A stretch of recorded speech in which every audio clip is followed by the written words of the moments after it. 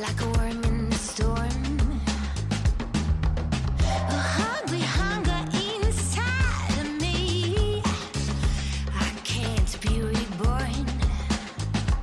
I'm a monster, spreading hate, stealing time. I'm a monster, laying base when it's cloudy. Oh, pilgrim inside of me. Tell me, what's my remedy? I'm a fraud, call me lion. A true psychopath, don't love me. When you're lost, take your trust. Yeah, that's me.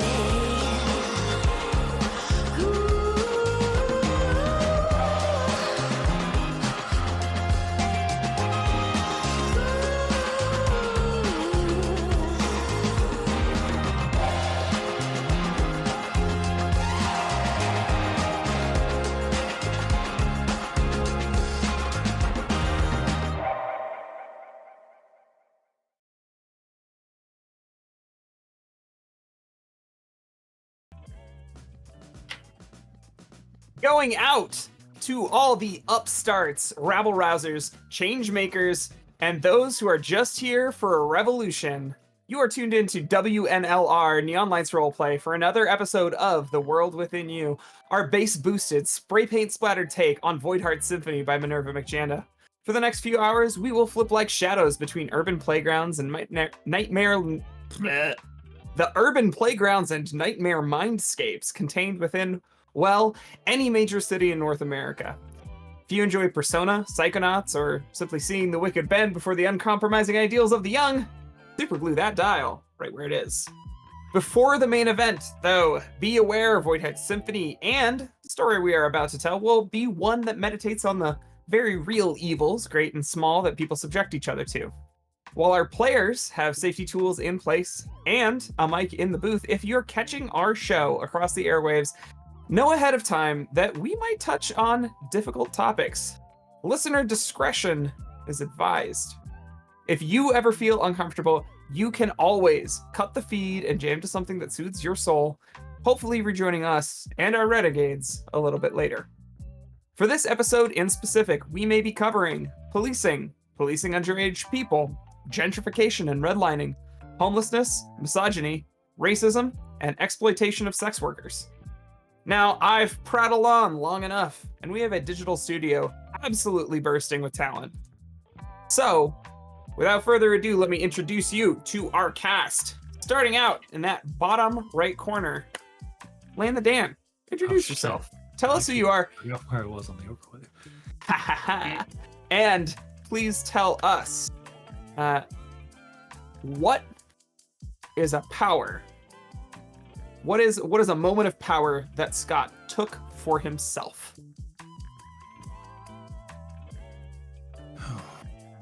Hello, I am Land the Dan, and tonight I am playing Scott Reiser. I forget what the exact playbook is called. I believe it's the Watcher. The Watcher.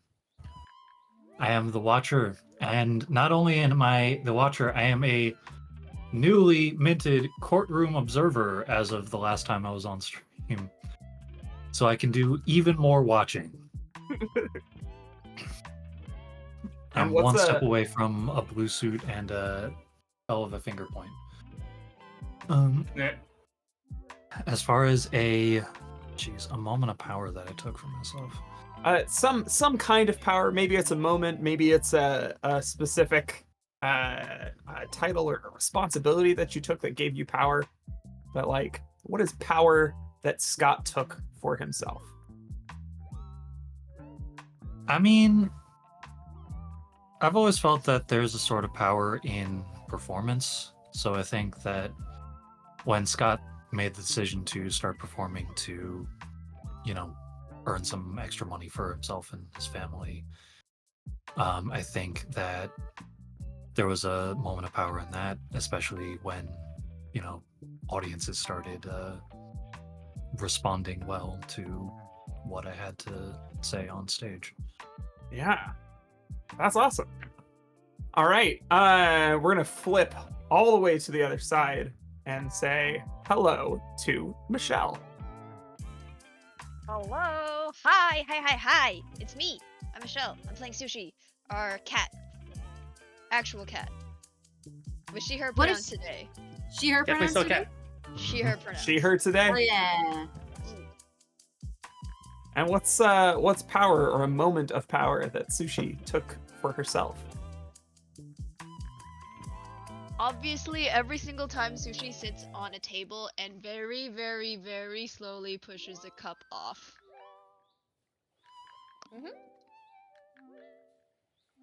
Great. While making eye contact with the nearest human, just Yeah. Yes. Absolutely.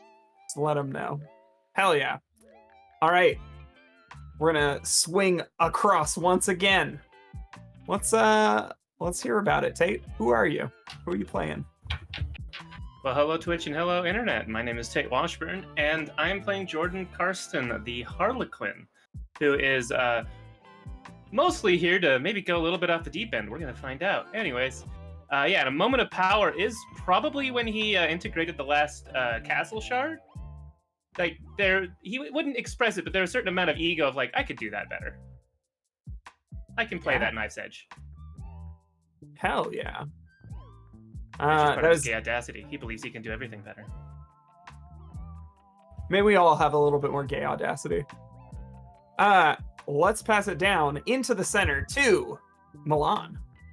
I'm going pendulum order today. All right. I'm drawing an upside down star. Works too. I like that a lot, pentagram. actually. My name's Milan, also known as Mallard sometimes on the internet, but just call me Milan for now.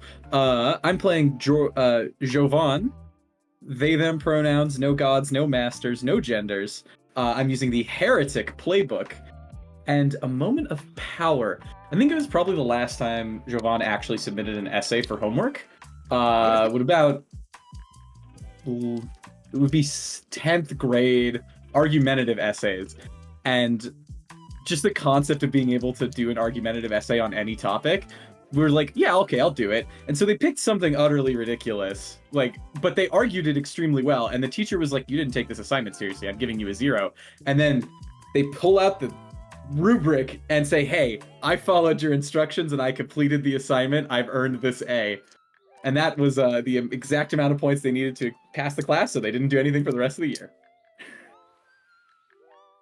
Incredible. Poor move, honestly. Yeah, it's bold, it's beautiful. And you know who else is bold and beautiful? Let's pass it on over to Leona. Hello everyone, my name is Leona. Today I am playing Neela, who is the provider playbook, our friendly neighborhood magical girl. I think a moment of power for her is in graffiti. I think the graffiti art is not something that's expected of girls like her. It's not really acceptable normally. And I think doing something that's, not exactly legal is also just kind of a moment of power and reclamation and like, no, this is my turf. What you gonna do about it, Yeah, I love that. Yeah. On the tiniest little tangent, I read recently an article that was talking about graffiti, and it's like reclaiming the city from its laws is like the core statement of graffiti. It's like, I am not Fuck yeah. supposed to be here, but I, a person, am here anyway. And that's I yeah. think that's beautiful. I love that. Fuck yeah. That's so good. I am Legendary Vermin. I love to pontificate about the wonders of graffiti and extol the virtues of illegalism. So I'm your game mistress for this shtick, this wonderful game that we play together. So now that we've introduced everybody, you know who I am, you know who they are.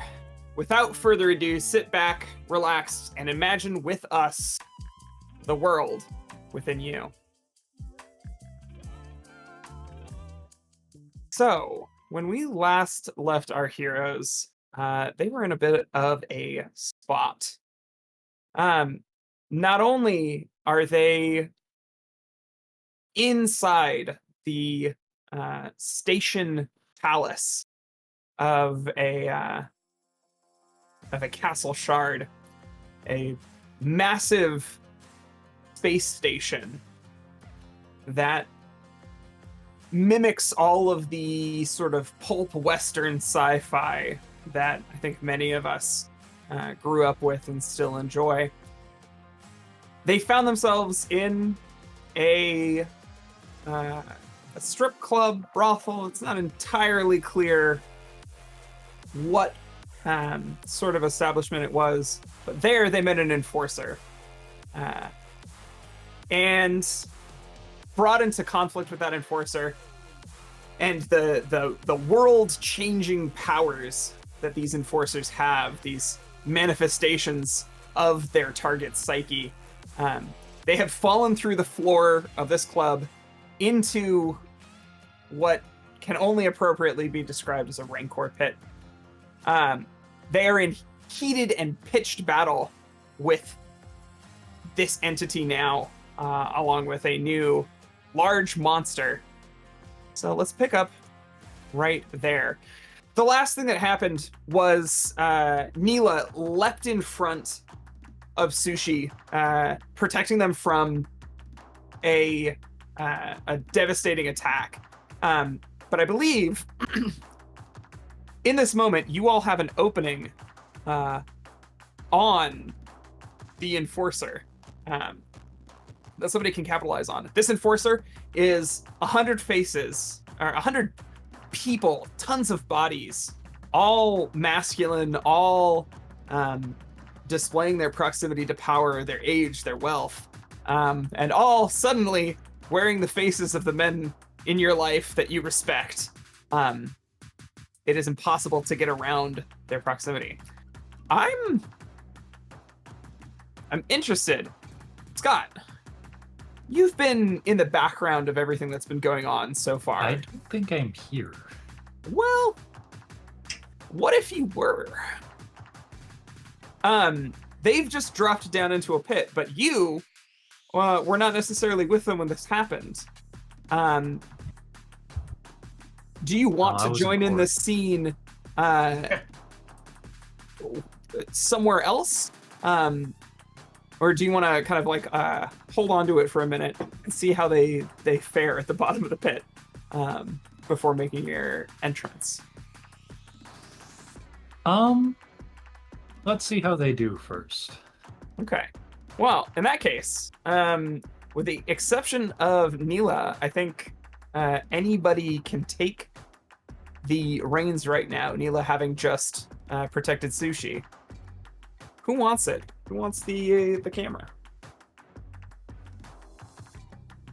I always have something that I could do because I immediately make decisions without thinking about it. Unless someone else wants to, I have a thought. As is tradition. This is tradition, especially because Jordan's feeling pretty like he doesn't like the fact that he sees himself in this enforcer a bit, or at least like he matches the enforcer in a way that's uncomfortable. Does that make sense? He's a white dude. I wonder if you're seeing yourself literally in some of those faces. I think there's at least one or two, whether it's meant to be or not, are like an older version of him that's like more masculine than he is. Yeah. He's always been like a whippity-wee sort of guy that's not exactly traditionally masculine. Or maybe like your dad as a teenager. Yeah, and it's like, the difference, oh god, honestly. Yeah, exactly. One of those sort of situations. But that also means that he has, let's say, an inordinate amount of experience with this kind of person. And so what I'd like to do is use a shadow move. It's titled, "And next you'll say, when I tell an opponent what they'll do next, mark void to make them pick. Do exactly what you predicted, or stumble, hesitate, or flinch. If they do what you predicted, show how they played into your hands and gain advantage on strike." And I want to be clear here. The enforcers are around the edge of this pit, and we're in the pit with a monster. Even a little more complicated than that. There are some of them that are around the edges of the pit, for sure. Mm-hmm. Mm-hmm. But this is an entity that operates on scale. So there are dozens in the pit with you. Mm-hmm. But a bunch of them are not. Sure. And so Jordan looks around at the ones at the top of the pit. they're all more manly and in more danger than you. You won't jump in, no balls. Okay. Oh my god. Spend that void point. Yeah. So yeah, we can play a little fast and loose if it's agreeable that the thing that I'm actually telling them to do is jump in. No, yeah, that's Yeah. I know I said got you that. won't, but yeah, I'm saying do it. Do it, coward. Is kind of the thing. And so yeah, if they don't, then they stumble. Everyone will pause, and I guess that would give someone else a chance to act. yeah, without the group retaliating for sure. Uh-huh. So I don't think they all jump in. I think a few of them do, but then there's this like reaction. It's like 6 of them like drop down, and you hear the kind of like splat crunch of meat hitting Well, ground. they're used to too fast. power armor, and they don't have it on. They don't have power armor. I don't think they have They're power used armor. to it. Yeah, that was one of my notes. Is they don't have their power armor on, and they're used to having it. I don't know. So these 6 guys probably jumped in thinking, "I'll be fine," and then I'll be fine. They're not fine. So there's this like shudder of like, almost like a school of fish, like reorienting themselves around new information. They are flinching hard. And don't forget, there is that an would work. opening. There, I was about to ask if there's an opening because I want I'll a banana explain jump more. strike. Ah. But Huh? just if you go. Sorry. Oh, sorry. I was gonna also say that you have fleeting advantage of acting on it, thanks to Vandy's guy's judgment move that I used. I think. See if I knew that. I would. Never. I mean, fleeting advantage and them not being able to retaliate is still pretty good. Because that means I can only hit you with one thing, not 2 things. Because don't forget, there's a big ugly monster smashing and gnashing. Oh, I get it. Sorry, it's fleeting advantage from making use of using the thing in the city. Never mind. Oh well. Well, I mean, if anyone wants to take the opening, they can, or I can hit them with go the for it. weapon You I've got an got. idea? Yeah, I think so. We have an opening on the crowd of people, right? Yeah. So my weapon has the temporary like light weapon I've created has the long range perk. So I think even if we're down here in the pit, I could probably still strike at the main mass. Definitely. I think I just like grab the beam of light and just bend it into what looks like a spear for a moment, and I just chuck it at the main group of them. Hell yeah. That sounds like a very direct strike. Please roll strike with plus swords. All right. And I do have a fleeting advantage, right? No. Was that said? No. That was not the case. That's for something else. Right. Okay. We did an oopsie. Rolling plus swords then. Strong hit. Hell yeah. Okay, so you're going to remove the opening and you're breaking one of the foe's qualities. Did I tell you all the qualities' names? You've already broken one. Mhm. You broke one of us, and there's 2 left. Might makes right, and locker room talk. Oh, let's get rid of locker room talk. I feel like that's Okay. appropriate considering the thing that I just did. Yeah. You brought this upon yourself. Yeah. Chucking the thing. You should have jumped. Okay. So, what does it look like when you strip this this quality from them? You've thrown that spear. Describe it doing its thing. I think because of like the angle we're facing them down, there's a lot of that they're facing down on us.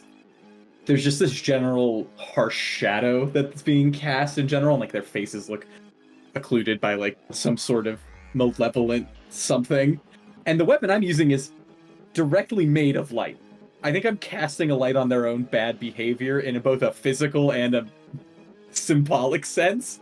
And the light just like strikes them, and it makes a few of them stumble and like they have to take them. They're taking it back and they have to take a second to really think about what they're doing.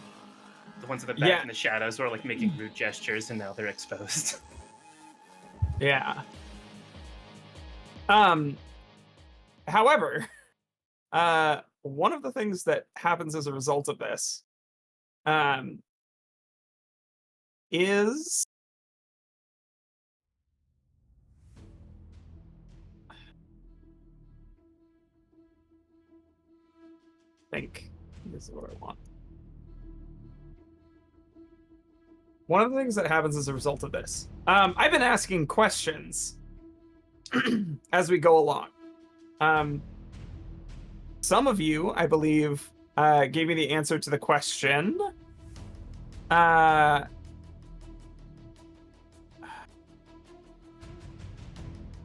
man.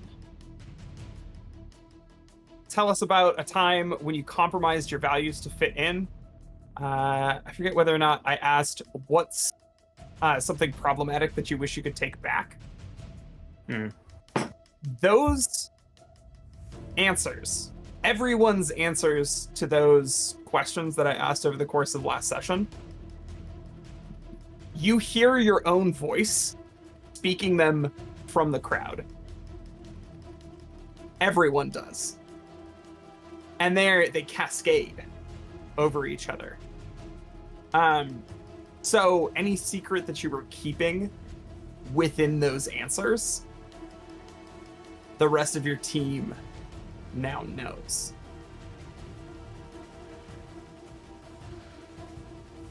In this moment, I think it's then important to point out the two that I remember most distinctly were Jovan's and Jordan's, which were very much about, or Jovan's was specifically about not realizing that this was a dangerous situation for somebody until much later. And Jordan's was about recognizing himself in these people. The other one was talking shit about Neela before he had met Neela to try and fit in with people who didn't like Neela. So there's immediate like, I'm so sorry. I was definitely an idiot. I didn't realize how lovely and amazing you are. I'm so sorry. Can I say I don't think there's time for that right now. Yeah. I don't think there's time for that. I think all you get is Neela freezing and her eyes wide open. And she's kind of legit frozen for a second. By Jordan's voice or by the things you've said also? Well, it's a combination of everything she's hearing, but then also she's also hearing this, which she had no clue about. And I think just the combination of everything that's happening is causing her to freeze. But definitely, like, her eyes are very wide and looking at you. Like, she's very clearly hearing this part in particular.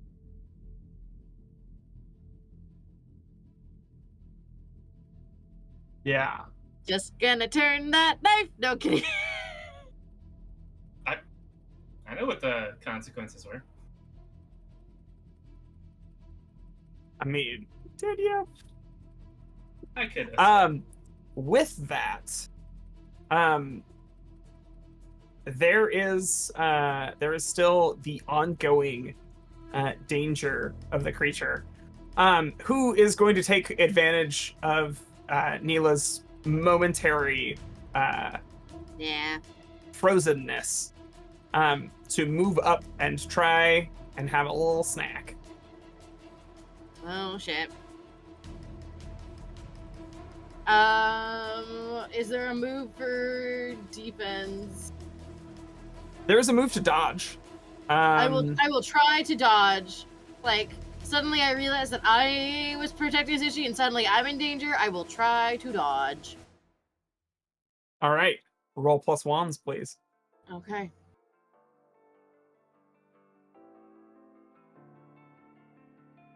Weak hit. Weak hit. Okay. On a hit, you successfully dodge. Okay. On a weak hit, you pick 2. You're separated from your allies. You stumble, gaining fleeting disadvantage, or you leave something valuable behind. I think I am separated from my allies and I stumble, gaining fleeting disadvantage. That makes sense to me just because like it is such a last minute dodge. Like it is just a move of desperation to get out of the way.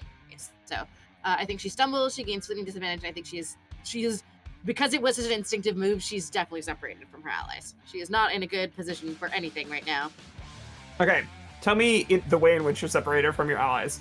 Are you separated such that you are... What's the bigger ongoing threat to you after this dodge? The monster or the enforcer? I think. Ooh, shit, that's a good question. I kind of viewed it as physically like she's suddenly across the arena from everybody else, kind of thing. Yeah. I think. In that case, that sounds like it might be the enforcer. I think so. Yeah. Okay, cool. It's a press of bodies. People like trying to grab you and like pull you even further away. Have you ever seen ants build like a chain of bodies? To like climb up something? Sure, yeah. They're doing that, but with peoples. So they're trying to pull you even further away from your friends. Neela will swing her glaive if that's okay. Am I allowed to strike with direct force? You can pressure, yeah. It wouldn't be strike here. Okay. It wouldn't be strike here because there's no opening you're taking advantage of. Okay. Yeah. Yeah, she wants to use her magical girl glaive. Which, by the way, does have, like, just to remind you, it has bulky as a thing, so no tight spaces, but she is kind of wielding it anyways because she's trying to do the most damage. And cleave, which means she can attack many foes in a single attack. Right, that's ideally suited for this situation. Perfect. Just to refresh your memory on what that is. So I need to roll plus swords. And I get disadvantage on this because I have fleeting disadvantage? Yes. Okay, I'm gonna roll with disadvantage. Does the glaive give me anything? It means that you don't have fleeting disadvantage from targeting a group. Okay, so I will roll a regular roll then. No. You'd still have disadvantage. Oh, okay, I still have the disadvantage. It doesn't cancel out the disadvantage. Okay. Yeah, it's like you're 2 down, 1 up. Okay, got it. Got it. And it's a miss. Yep, I saw that coming. Okay. I was gonna try anyways. Yeah, I think here's the thing. You're not like seized and pulled away yet, but they have an opening to do it now. Right. Right? And what happens on a miss? What do we mark? If you're in the castle, you mark world. Okay. I will mark world. Yeah. I'm gonna leave that opening where it is. What's the rest of the team doing? Scott, you have an opportunity to come in here. Sushi, you have an opportunity to act. I have an idea. Go for it. So, are there still a bunch of the enforcers standing over the pit looking in? Yeah, dozens of them. Okay. How close to the edge are they standing? I would say it's like between 2 to 5 people deep around the edge. There's that's the whole thing about this enforcer is that it is multiplicitous. Right.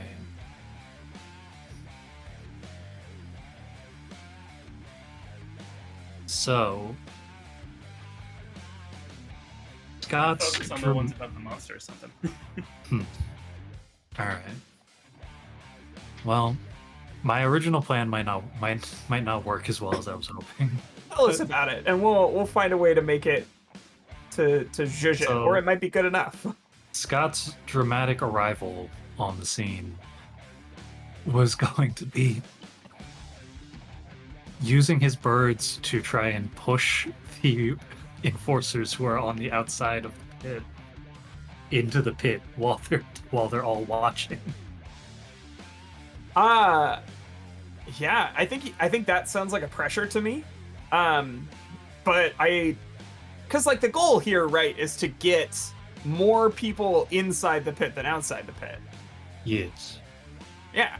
Doable.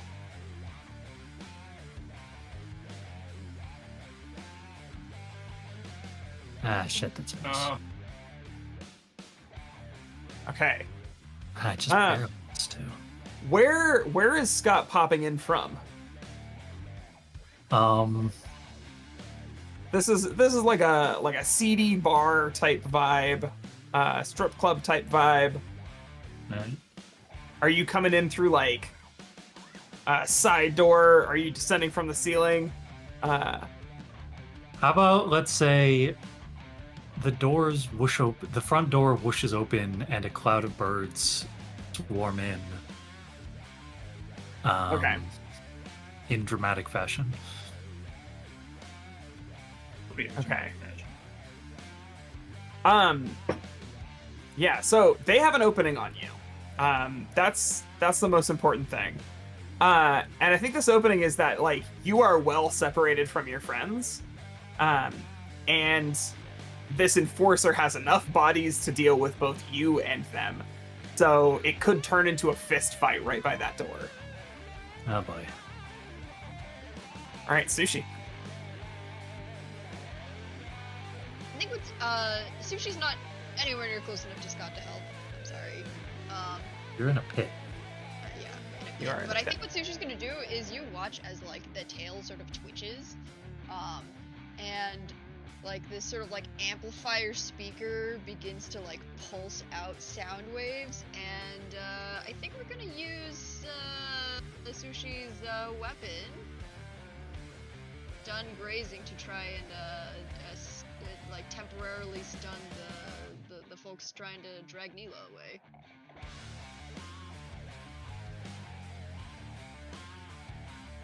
Okay, that sounds like a stand with me to me. Let's see how this goes. Please work. That's a weak hit. Hey, Hey. Okay. So you're able to end the ongoing danger. Tell me what that looks like. I think what it looks like is like so what's like so there's like these holographic sort of like sound waves popping out, and what it looks like is sort of like this sort of like if you've seen like Danny Phantom with like the ghostly whale, the ghostly whale, it's like this concentrated just beam of sound that it doesn't physically do anything to them. It's a grazing hit. It's not in the least bit like doing anything significant, but you can sort of feel it in your bones, this very deep bass kind of like, I don't know, have you ever been in a room where like you've got this really loud bass music and it's like your bones are rattling?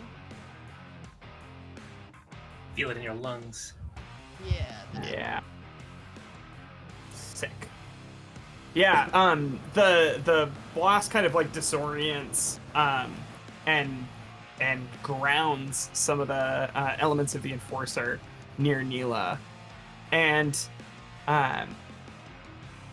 that's when you hear that kind of like murmuring, chattering that they do start up again.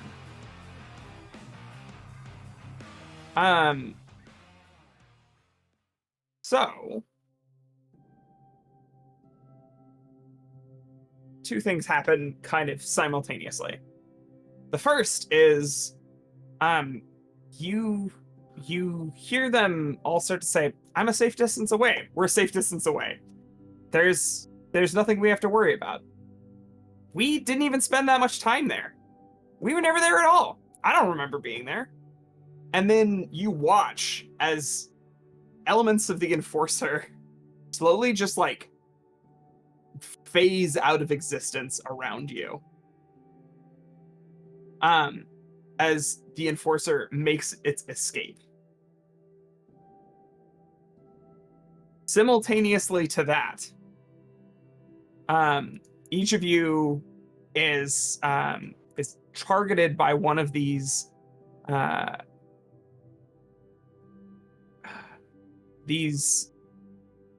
psychic attacks. When did a lie about you become so widespread it was treated as the truth?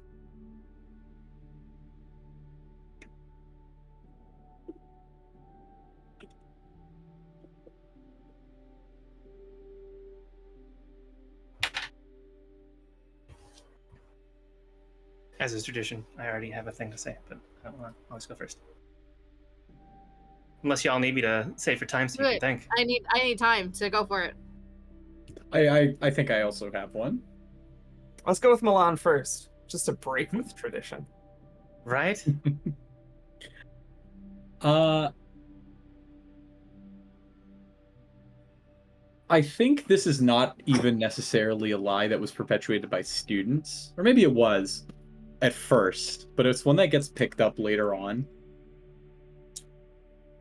For those who know, Jovan lives with their uncle, right? And we've actually talked about this way back for the first vassal, that mom who had that assumption about Jovan and their living situation. I think that's the lie that's constantly perpetuated, is that there's just this... There's this, what is the reality, and then there is everything everyone believes because Jovan doesn't talk about it.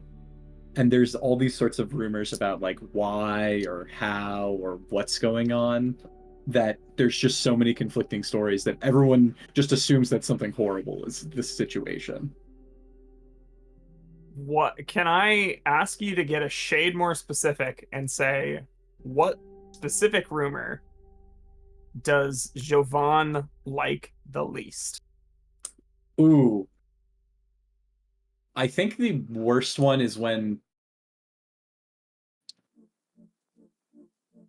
they...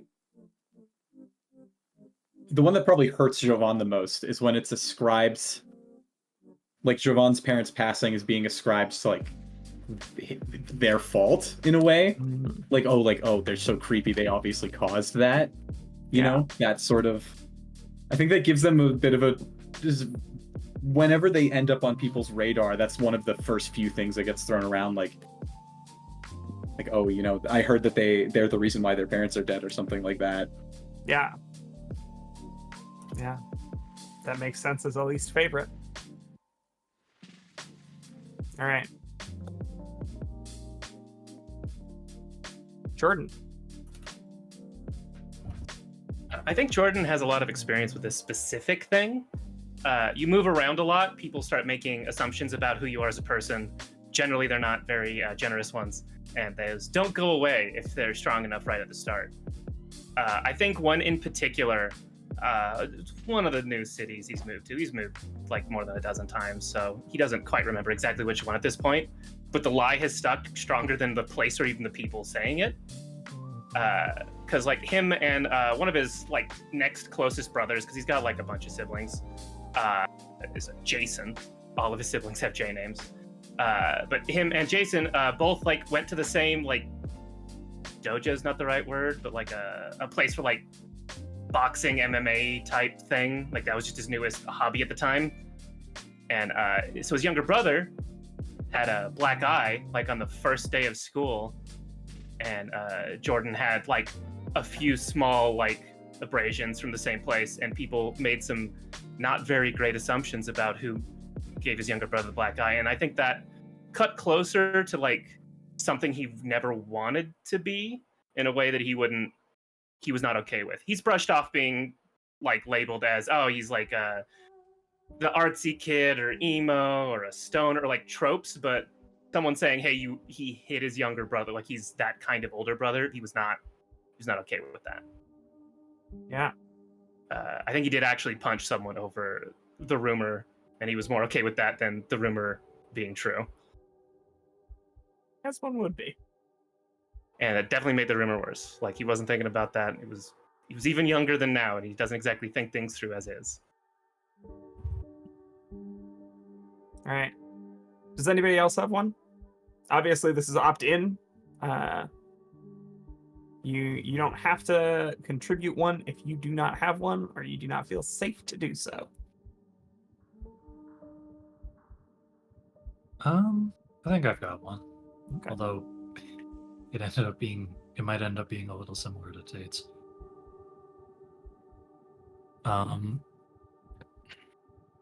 So Scott, being the kid of a single parent, has had a long history of having to deal with bullies throughout most of his life. And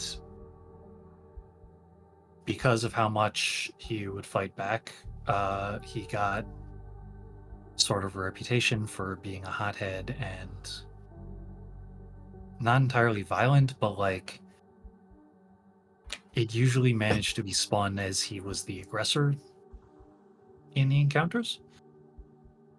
So it got to the point that whenever that the rumor or the belief spread that he would be the like if anyone ever got hurt or if anyone ever got into a fight, the rumor would spread that he was the one who started it, or he was going around like, I don't know, bullying the other kids at school and things like that. And yeah, gave a bad reputation, even though he doesn't he's not usually the person who starts shit, even if he's involved. Yeah. Michelle, I see you're unmuted. Does that mean you have one? A little bit more difficult for Sushi, I think.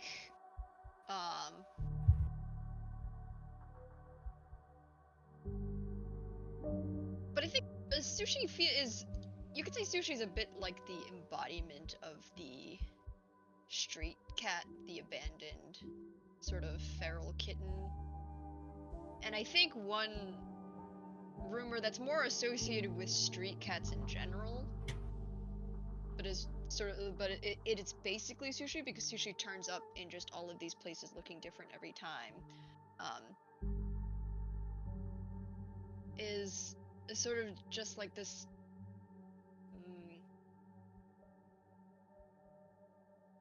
like, oh, there's a lot of abandoned cats here, or oh, these cats aren't like, these cats don't have a good home, so nobody wants them, or this place smells like this place smells like cat piss. That kind of just sort of like, this cat isn't lovable enough to have a permanent home to get adopted. Yeah. All right.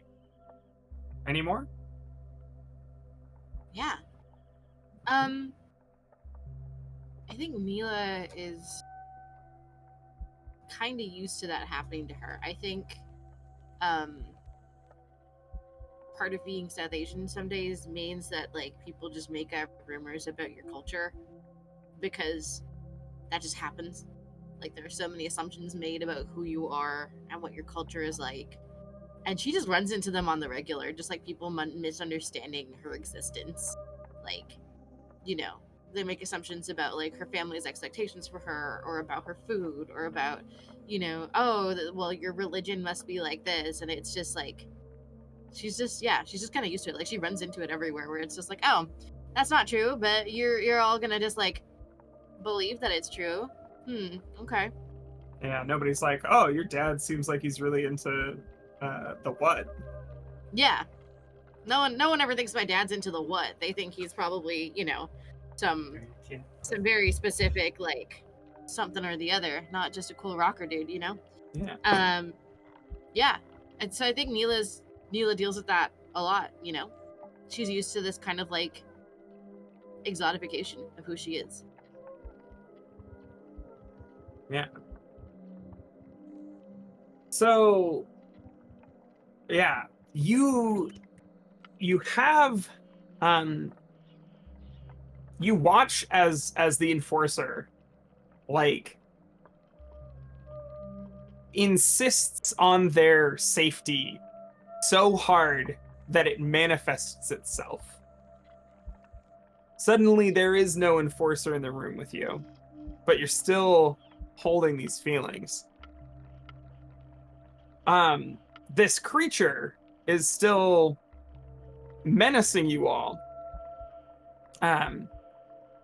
But without the enforcer to keep you trapped in here with the creature, you notice that there is that kind of purple-green light that you associate with the space between worlds, with the radio station, coming in from under a door at the edge of the room. It's on the outside of the pit. It's up a ways, so you have to find a way up there. But as soon as you do, it seems to be beckoning safety.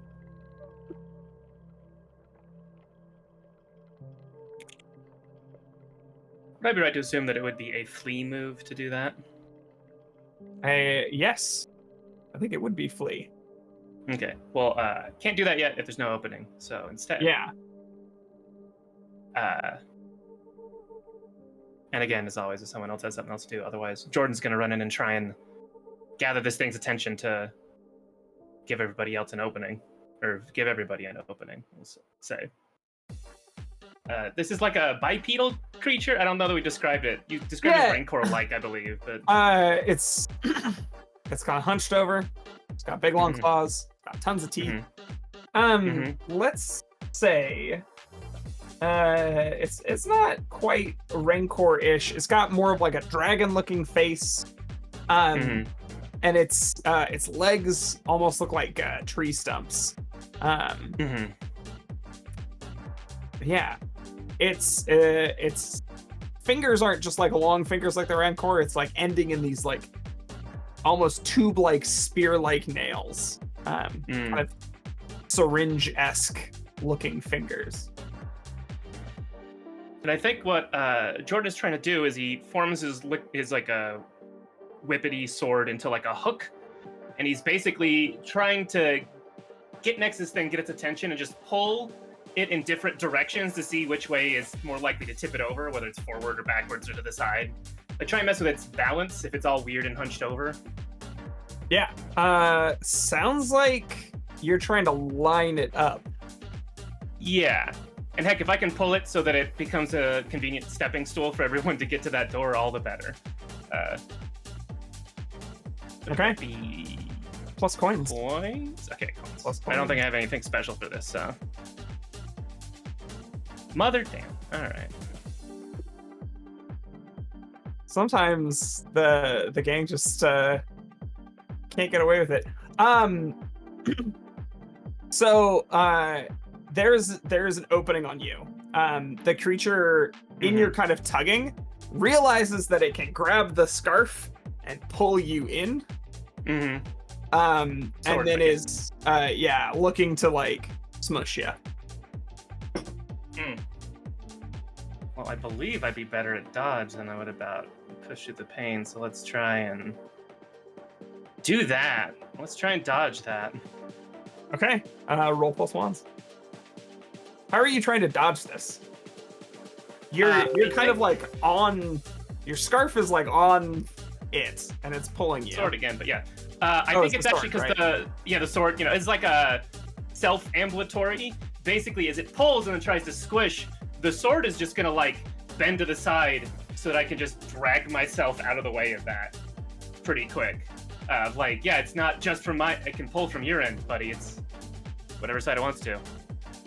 This sword's Really? prehensile. Really? I am now going to ask you to roll push through the pain. All right. You're getting squished How do out. I roll plus conditions marked? There should be a button for just like a raw roll, and then you count the number of conditions you have marked, if any. I'm not seeing it, but it's 2d6, right? Yeah.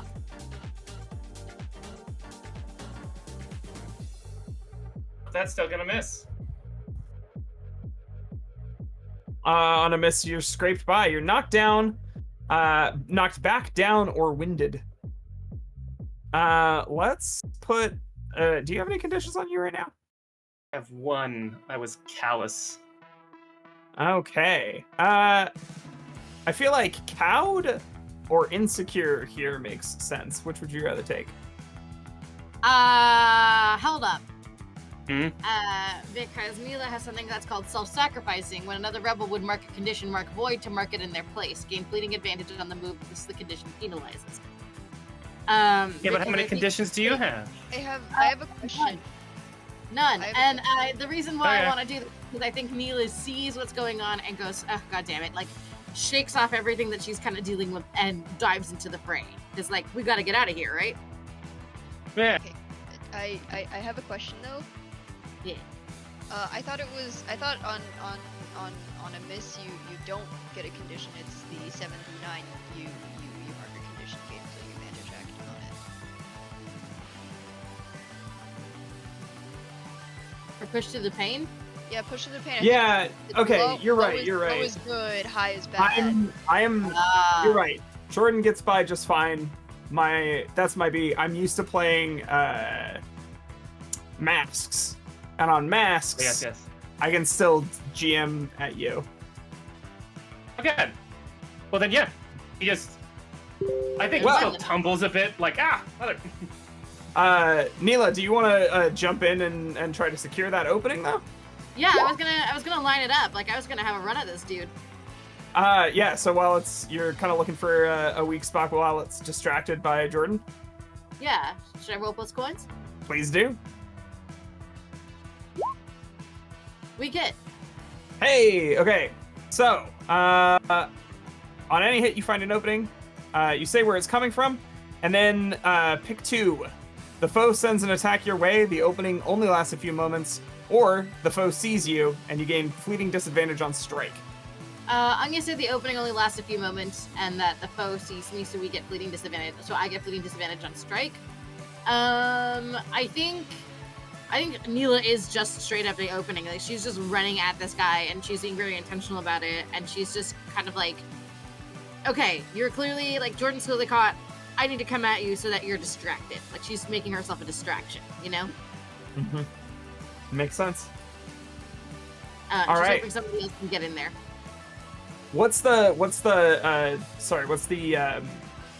opening coming from? I think it's coming from her. She is the one creating the opening because she's running at the dude. Is that fair? Okay, so it's just got all of its focus on you all of a sudden. Yeah. Like I am an environmental factor who is now running at this monster trying to attack it, so I am kind of causing an opening and a distraction. Okay. Cool. So, what do y'all do with that opening? Question. Hmm. Is the monster going to be like running after Neela now? Or is it just going to be Yeah. defending? I mean, it's gonna target Neela next. That's Okay. the condition of her lining up. Although with flee, everybody leaves, like the whole Yeah. all rebels leave. Ah. Yeah, so- if you flee now, Neela gets to go with everybody. I have a moment I'd like to do with that, but someone else starts the flee. We can even see that Neela's like, okay, everybody go. Like she's yelling at y'all to start running. Okay. Yeah, I think What does it you look can like? Somebody do it. Say the thing to do the thing. I mean, if we're I- fleeing, I got an Everybody idea. go! Yeah. Run and go! I think Everybody those- go! I'll do. Those two are distracting the thing. It's like it's got its attention there, and I said, "All right, everyone, shut your eyes for a second. I'm trying something weird." And I'm gonna gather just what's left of the light that I did the ritual for, and just like basically make a Monster Hunter style flash bomb in front of the Rancor, and then I'm gonna yell, "Book it!" I like it. Oh yeah, yeah. The creature kind of in that Monster Hunter style goes, "Oh," and then takes a knee, and kind of like paws at its eyes. I think for flavor, Jordan might flip himself on the thing's back and just offer a little hook sword down to everybody, like, eh! We gotta launch everybody up one at a time. I think Very Sushi nice like and accidentally casual. goes a little bit big, grabs like hooks Neela like over on the back again and just goes, all right, and then picks Jordan picks Joe up by the scruff. Oh, this And launch all three of you with a sword. Whoop. Whee! And I'll just Alright. hook jump myself back up. And do y'all dive through that door I mentioned earlier?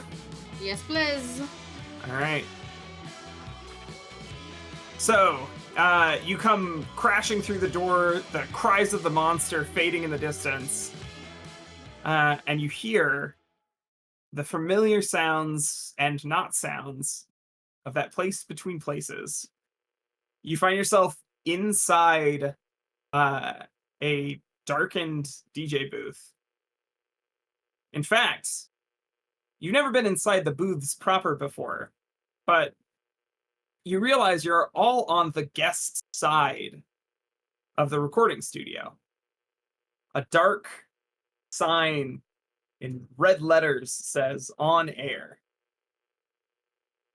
And leaning forward from the shadows on the far side, you catch the edge of rounded sunglasses and a toothy grin.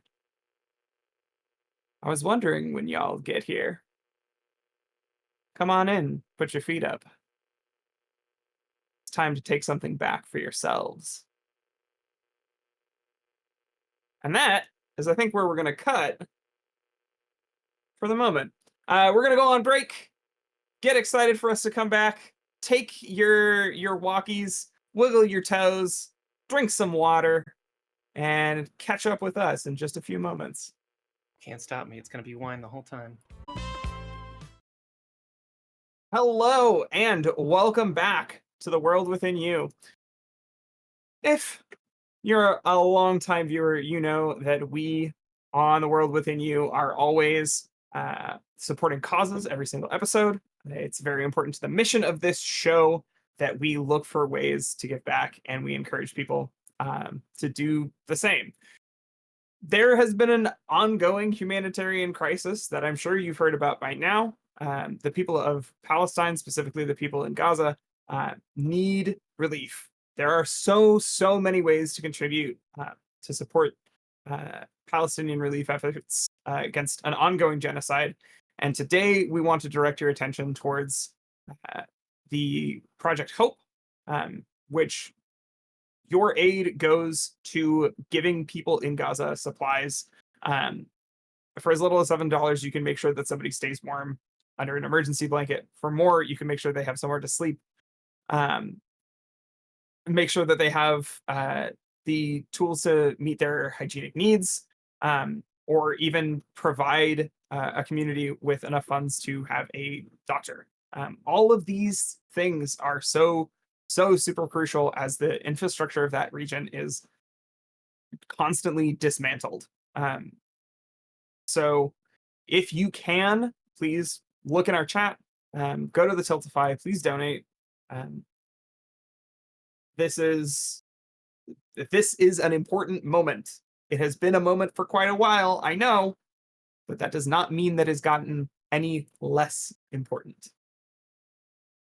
So, thank you for donating in advance, and we will take you back in to the world within you.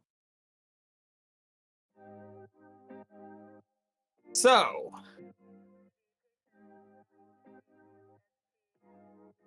we have lights up. You've all found yourself on the far side of this glass, and you see the figure on the other side.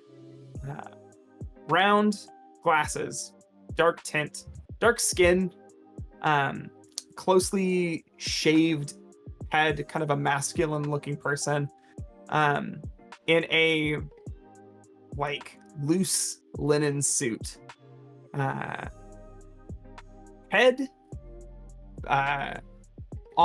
on their head, they have a pair of headphones, and you can see them leaning forward into the studio mic as that red on-air sign is the only thing just dimly lighting them on the other side of the glass.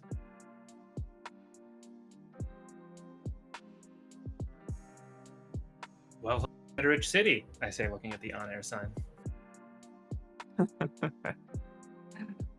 Yes, hello, Etteridge City, indeed. I'll be direct with you. I'm here to give you whatever you need. You give up a little bit of the power that you collect, and I turn it into something that you can use right now. Whatever you need, I can provide. You have the power within you. I am merely shaping it. So take a minute. Think about what you need. And you see there's like a desk between you all.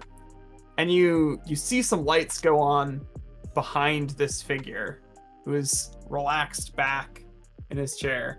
And you see it almost looks like he's on the far wall of like a pawnbroker. And there are fantastical weapons. There's like first aid kits. This looks like a shop in a lot of ways. And he's offering you whatever you might need. This is also an opportunity, though, for you all to take a break, recoup. If anything happened that like people need to talk about, now might be a good time to do that. I don't know. So, you're attached to your hideout. What do you do? I'm gonna go grab something from the hideout real quick. I'll see y'all in a bit. Yeah, Wait. really quick, great game maestro. Oh, no, sorry, you go. Well, hang on. I'll be right back. Okay. I don't think she was prepared for him to leave like right away, and so she's just like a little bit caught off guard, but she'll let you leave. And I think you go. Sorry. I was going to say, just really quickly, as Javon's alone in the other room for a moment, I think they just take a second to breathe for like a couple of minutes before grabbing what they want and coming back. Are they grabbing something specific? They're grabbing their camera bag and their camera and just slinging it around the neck. Okay. As a question for a game maestro, how many ticks for removing a condition? 2.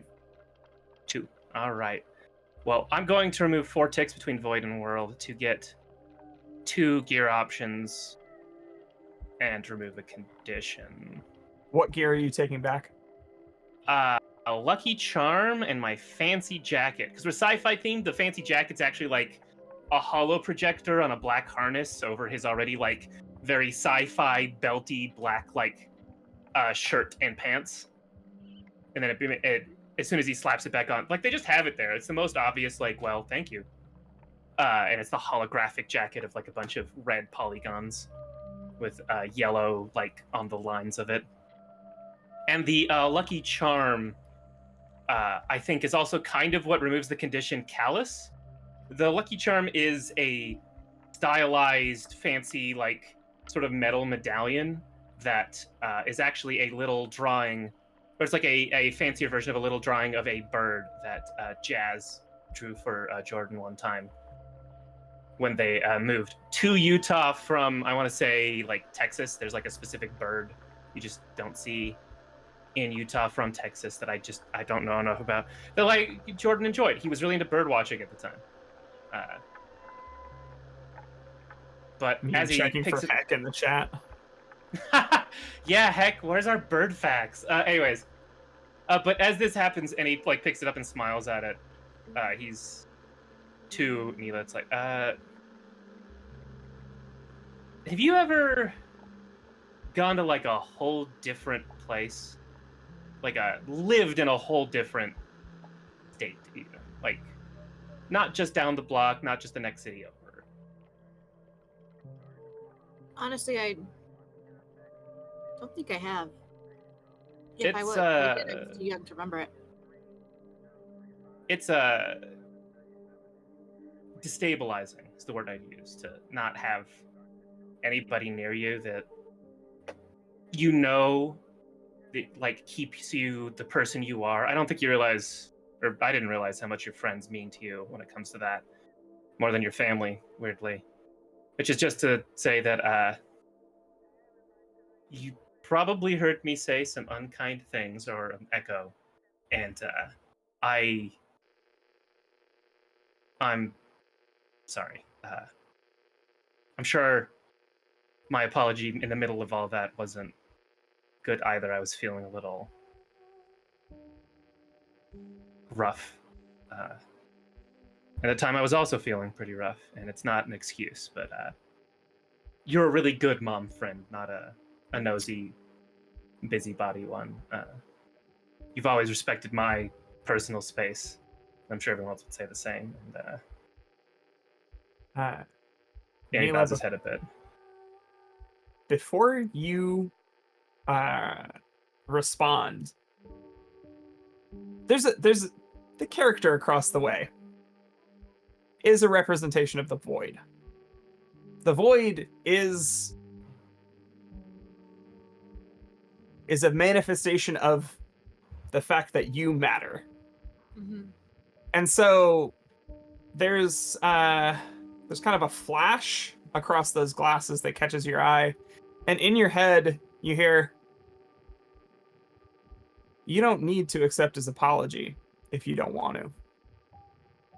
Out of character. I mean, that's true. I'm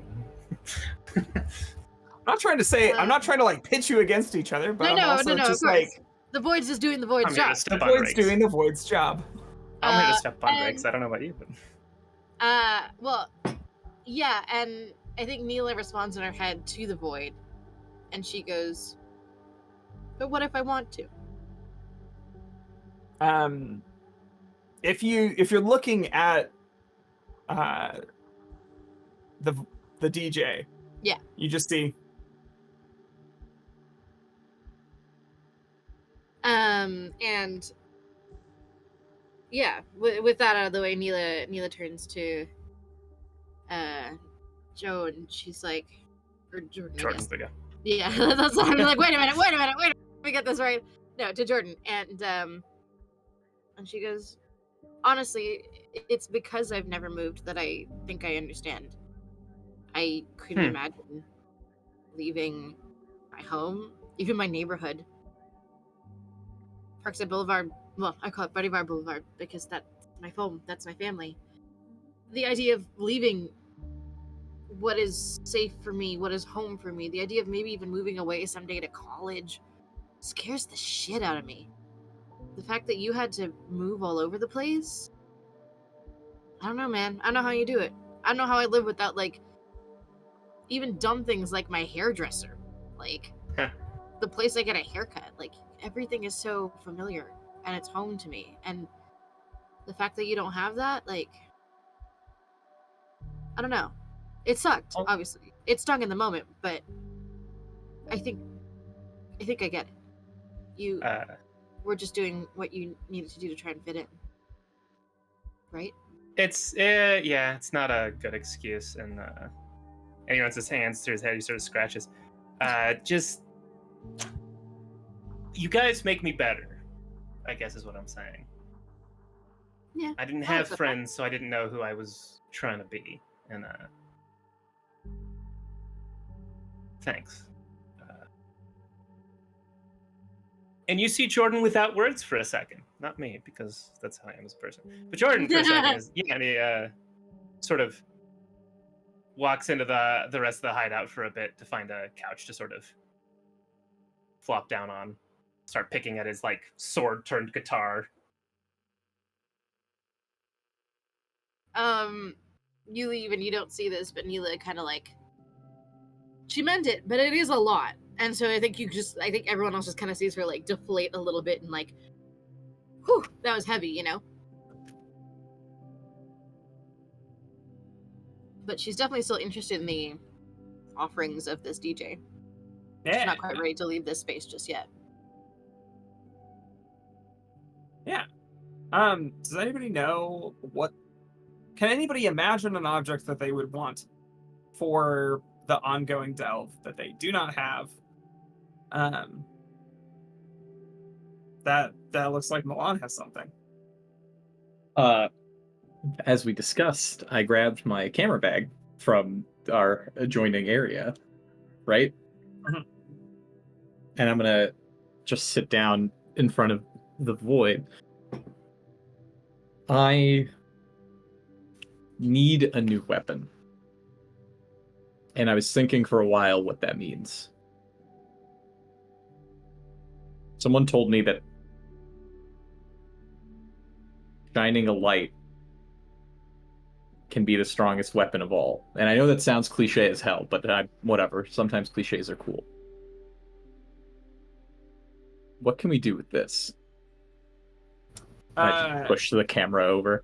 Yeah, it's like you know when you buy like tickets to the movie theater, there's like a little, so the drawer comes out, drawer goes back in, and the void picks up the camera and then spins it on a finger, and Oh, you watch it kind of like it disassembles into its components, and they're just kind of floating there. I got something for you. I want it to still work, by the way, like, and be able to take photos. And the glasses come down just a little bit. You don't see eyes, but you get the impression of eyes, that are giving you like a, yeah, no shit, man. Okay, cool. It is floating disassembled, right? All of the pieces kind of, you know, when you watch like a video of something that like blows up how something's made, it's that just happening for real on the other side of the glass. The void leaves it there to spin for a moment, goes back, and there's a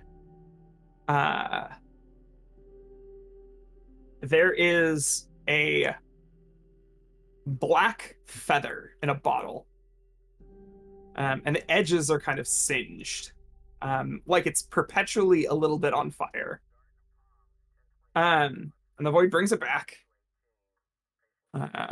uncorks it, and then tips the feather over into the camera.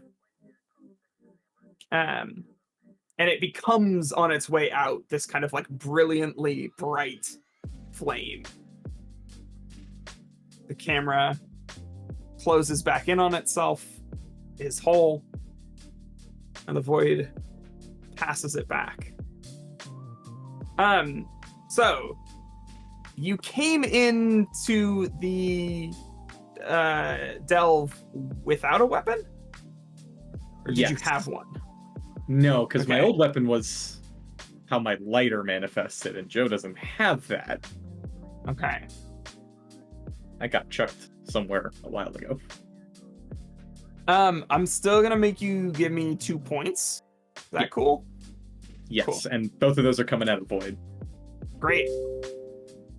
That should feel familiar.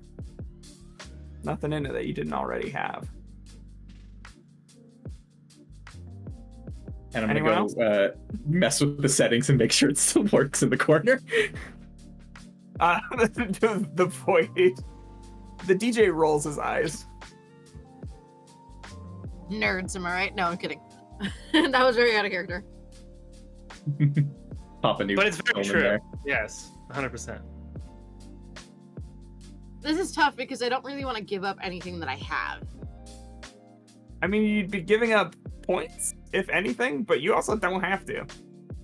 I don't think Well, this is going to be your only opportunity to make this exchange ever. Okay. So, Well, it's like points in void or world, right? Mhm. I only have 1 point in world. I'd have to go down a rank, basically.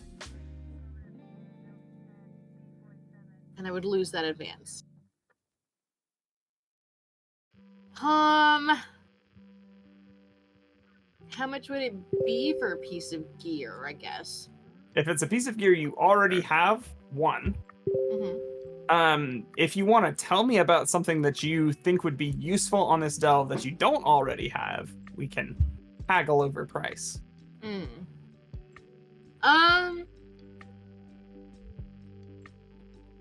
I mean, I was thinking about like what would be a useful piece of gear that Neela would want. I think she is gonna want like you were kind of saying, like the medical kit type thing, which is a piece of gear that does exist for her, which is like expend when you shelter to let each rebel heal a particular condition. So I think she'd be okay to just like replenish that. You know. Okay. I think that is acceptable for her. So just kind of have that. Yeah.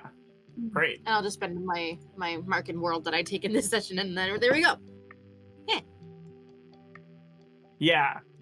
It comes through in a gingham covered picnic basket. Cute. Perfect.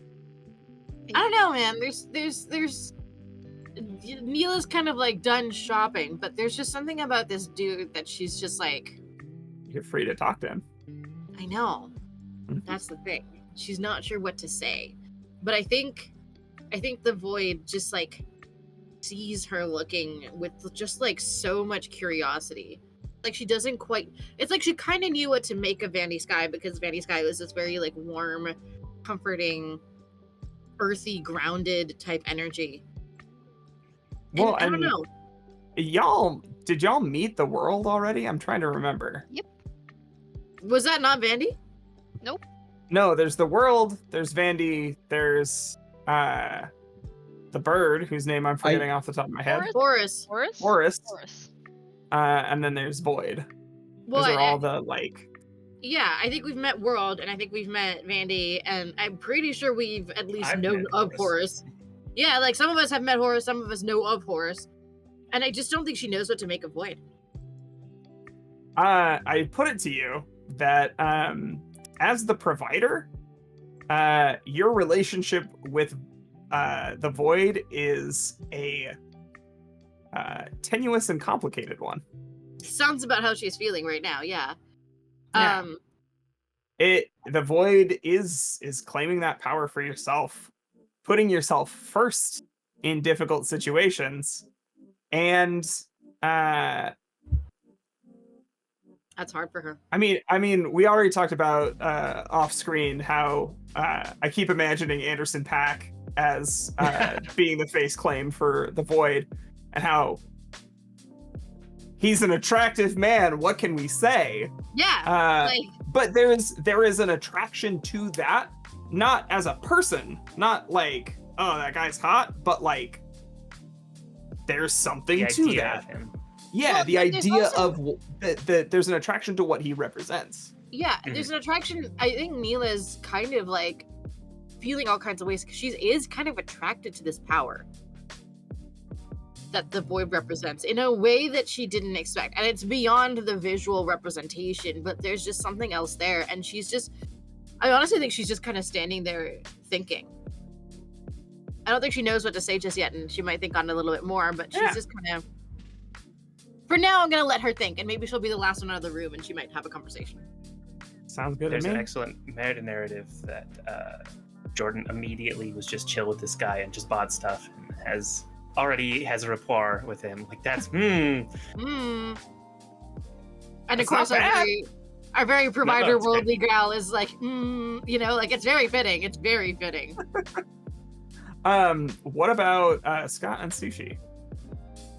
Are there any exchanges that you want to make, or any things that you want to talk to this DJ about or ask about?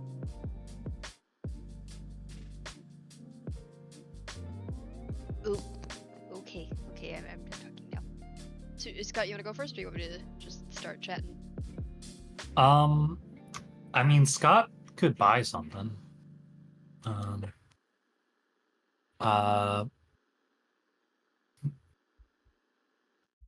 I can make a gear purchase. Yeah. If there's any like sci-fi device that you're like, oh, that would be useful out there, We'll talk. We'll figure out how much it should cost. A door be gone. Your door be gone. Isn't that just a lockpick? Yes. I mean, those are useful. I already used mine last session, Oh, you can. and I buy don't really another have that. one now. I don't really have that many more ticks that I can give up. Fair and valid. Could Alright. I give up a tick for someone else's gear? Probably have to give With up a standard picks option one. for them? I mean, that's fair. I would say if you were buying somebody else's gear, that would be 2 For points at them. least. For I them, want to carry no, it. Yeah. Okay. you can't. If you want to do that, go to World. You can collectively spend things if you want stuff from the world, but when Void's in front of you, it's all about you. That's fair. All right. Well, Jordan Shit, runs that's in excitedly. clever. Can I buy one of their things for them? No. Walks back. Riffing on his guitar. Absolutely not. Sully All right, that's slinks away.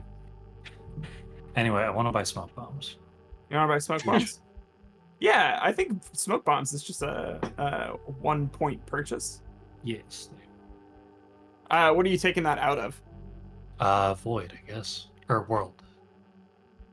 Okay. Yeah. Gunk. And what about you, Sushi? You getting anything? So I'm gonna drop a rank in Void. I think if I do this, because yeah, I'm at flat ranks. I have no ticks to spend, so I have to drop a whole ass rank. But one of the inhuman gears is a disguise. I can expend it to pass as a castle minion. That is great. Yeah, just 1 point. It's like a old school Star Trek costume where it's just like obviously an animal in a suit. But it looks like an alien. Like it just looks It like looks an exactly alien. like all the aliens out there. Yeah, exactly. You ever seen that Um, picture of what was obviously a pug with just like a suit on? And it was just like someone's pug. It's not even like nothing on the face. It's so funny. I also like to imagine it's just like Sushi's just dressed like Bosk. Bosk, Trandoshan bounty hunter, he said without having to look it up. This is why we're friends. we are definitely friends. We're definitely not friends. I'm sorry. But Typical cat behavior, honestly. You know what? Fair. That's how she'd act. That's how Sushi would be. I feel the other thing is could I spend one more tick to sharpen my claws? What are you imagining that doing? Does that add a new are you trying to add like a feature to them? So the what is it? The another gear item for the inhuman is gleaming claws, which is basically another weapon. It's piercing and close. Oh yeah, if an additional weapon, your claws become piercing and close, great. Spend a point. Awesome. Personal gears, 1 point. Okay. Gleaming claws. And I think it looks sort of like as like Sushi sort of like walks their way over towards a large mix stand. She just sort of like Did you end up on the far side of the counter? Because if anybody could do that, it would be you. absolutely. Just nobody's looking at Sushi for a minute, and all of a sudden the cat's on the far end. Yeah. Hey, I told you about what... I told you you can't be back here while I'm in the booth. And like, after you've got your stuff, you're like picked up by the scruff and put in the drawer and pushed back out. Sushi is just like looking like a like a biscuit, like a loaf is just loafing in the drawer right now. So cute. This was definitely my plan in the first place, of course. That's very cat-like.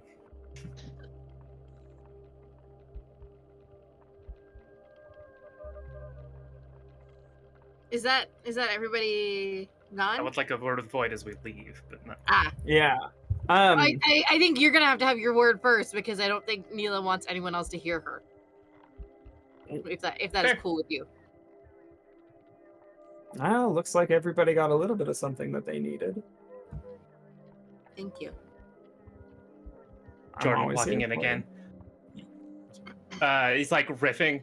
Oh no, the Etteridge City's got to hear this riff as he's like just blasting away at this weirdly metallic sounding guitar. It's like, but yeah, actually we got what we wanted, but probably not what we needed, right? You probably know a lot more than you're letting on, right, Mr. Void, sir? What was your name?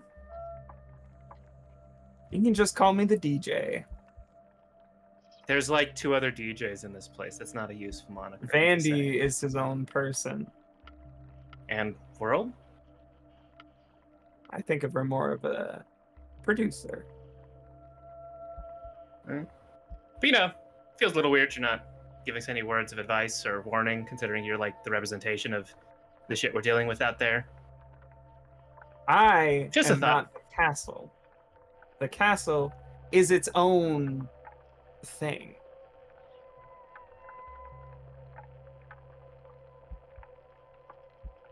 Just because Riffs his people way. Oh. just because people take power for themselves doesn't mean that they're bad. It's what you do with that power that matters.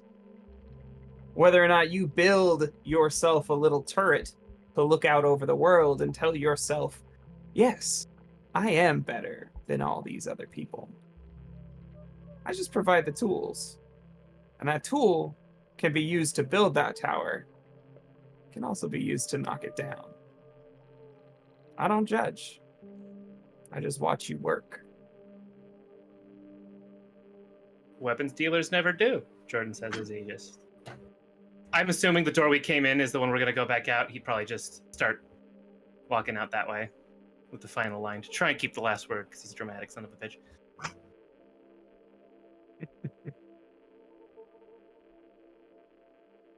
Hello, Raiders. Hello, Raiders! I can't have Twitch Diesel notifications Welcome, shot. together. Diesel. Thank you. Welcome on in. Hi. We're being dramatic, sassy teenagers with magical powers. Join us. Excuse you, I am a cat. Yeah. Magical sassy teenagers and one cat. One And cat. one Well, hold on. Are you teenaged and cat? Known for never being sassy or magical. Not once. Has never been magical or sassy. Ever in the history Nay, of this never campaign. sassy. Yeah, are Nay, you nay, teenaged in cat years? Ooh. Yes, absolutely. Yeah. Just Or assassin for the teenaged. sake of assassin. Classic cat. Small bean, long teen, and then either large bean or big bean or big long. Those are the kind of cat bodies. So you're long teen. True. Beans. But yes, toe beans for sure. All right. Is everybody else kind of headed towards the exit at that point? Jordan's already gone. I would like to, in the drawer, push something very slowly out of the drawer while staring Void in the in the eyes. Void picks up a hand out from under the desk that that has a squirt bottle. So she just kind of like stops, stares, looks at the squirt bottle, looks at the door, looks at the squirt bottle, looks at the door.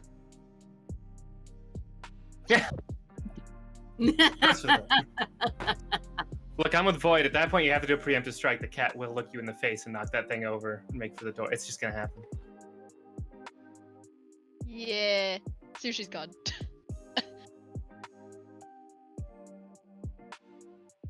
Neela does want to catch up with Javon at some point, but she kind of she looks to the door and she kind of lingers. She looks at Void and she goes, "Why are you so attractive to me?" And I don't mean like visually, like aesthetically. Like what you represent.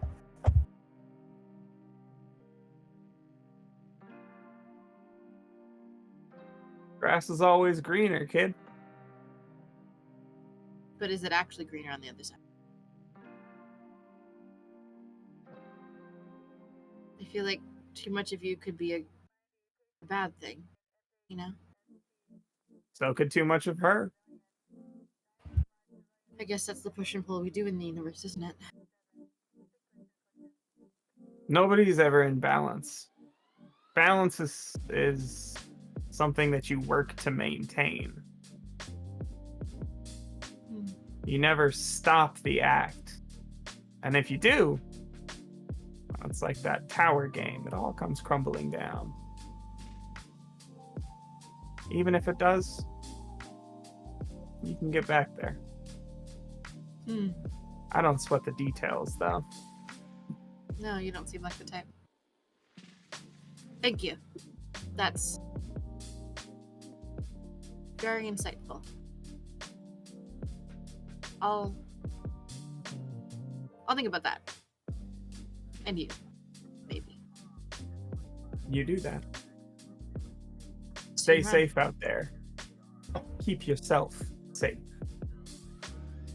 Try. And there's a slight flicker of something in the I'll try, like a nervousness. I think with that, the on-air sign. Yeah. Like we have a close-up shot of the on-air sign, red, purple background, sign goes off, completely black. Yeah. So, I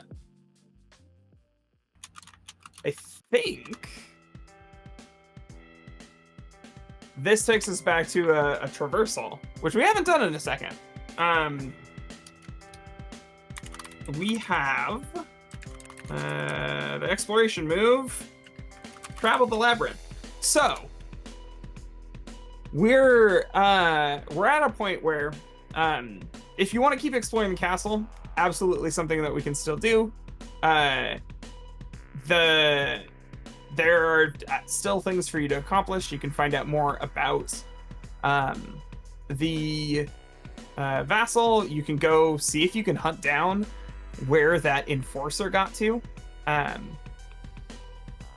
It's kind of up to you what your goals are. But wherever you go next, you're going to have to travel the labyrinth to get there from this door that y'all just stepped through. So I will need somebody to lead that role.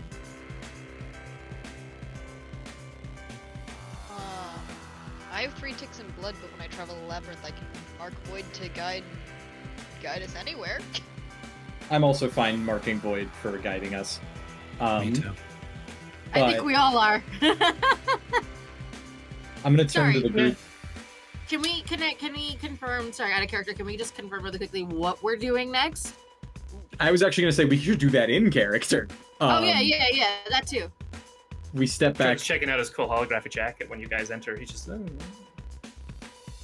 I think the camera in the castle manifests currently just as this strange device with a lens and a prism currently, all contained in a very camera-looking apparatus, and also still like just slung over the shoulder. So, what's the plan? What are we doing? Well, personally, I kind of want to find those cops, boys, lads, I don't know what to call them, and kick their collective asses up between their collective ears. Personally. Feels like we made some headway, but...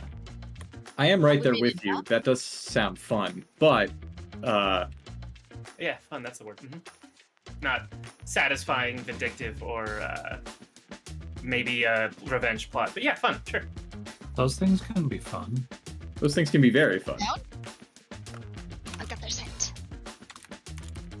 But after that, like, what are we hoping? We came in here trying to get the vibe of this place, which I think we definitely have. Space cowboy fascism. Yeah. Oh, whoa, hold on. Space cowboy turbo libertarianism. I think that's more accurate, but I don't know that Jordan knows that word, libertarianism. I don't Sorry, know what that word was. in my head, He that knows was it has Aryan in it, so fascism. Yeah, we just look up at the That's sky. accurate. Who said that? There's one Did last. anyone else hear that? There's one of them. One of the multiplicity of the enforcers just pops his head around the corner. Actually, It's just like a holographic ad that auto plays whenever someone says the word fascism. Okay, no, actually, if one of you says that it's a robot, one of these like, you know how the pops here like show up out of tubes. There's a correction bot that shows up. Actually, this isn't fascism. This is libertarianism taken to its fullest extent. IRL autocorrect. However, Take the robot over. actually the bots. Fuck. correction bot, halfway through that sentence, you hear like the pew of a laser gun as its head is just like blown off. I was about to say I kick it over. Adam It's Cook the Wild Ham. West. Come on. We are not fascists. We practice. We're not fascists. We're libertarian. Well, But you know, robot. are we? I don't know. Are we going to be able to do anything else in the castle? Should we head home for a bit? I don't know. Don't want to put our hard work of. It felt like getting those guys on the ropes and let that lie. Like, I don't know. Are they gonna be more prepared for us next time? Are they gonna have all their power armor? Are they gonna out of character have all their qualities back if we do that? Depending on You how don't have to long. answer, but that's the thing out. No. I think this is where I'd play with an open hand. I think the longer you spend away from the castle, the more likely I am to undo some of your progress when it comes to that enforcer. If you left and you were back here next time, I would kind of flip a coin on whether or not I gave them one quality back. Well, Yep. where are we at in our progress? I guess is my question. Right? We have a. I mean, we stripped 2 qualities from them. Yeah. Where's they're our down- timer? Your Okay. investigation timer, you're currently at 3 ticks of 6. Uh-oh. And as soon as that ticks over, you all will mark one of your gauges every time I tick the investigation clock, which is like after a round of investigation. So you have That is time. Very bad, isn't It's it? it's pretty Very bad. And how but- far are we? Sorry, go How, ahead. how far are you in the investigation stuff? Yeah, Emperor's New Clothes. Because okay, so we're halfway through the investigation in terms of that, but like, how far are we through Emperor's New Clothes? Let's hold on. Let's be clear. Okay. You get 3 fills of that clock before the investigation is done. Okay.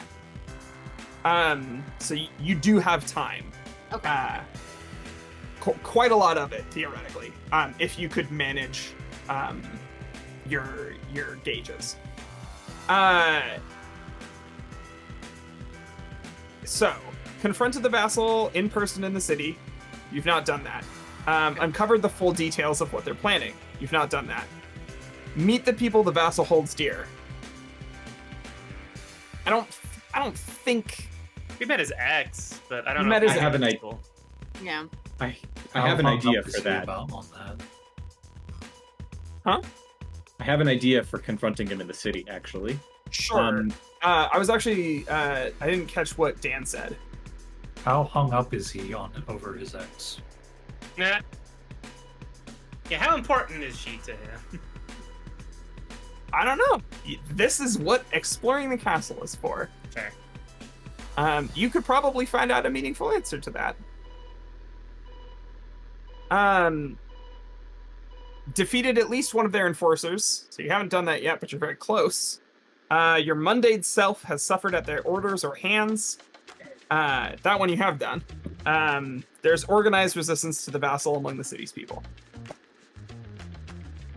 We're getting. We're working on it. I actually have an idea for that one and confronting them directly in the city, which Sure. I think we can do. That doesn't have to happen right now. Yeah. I think you're right. We should go finish off that gaggle of assholes, and maybe we can try and figure out some more about this guy. It's a compendium of assholes. A gaggle, a flock, pride. Actually, I think the term compendium is an amazing A word. for it. compendium of assholes is great, actually.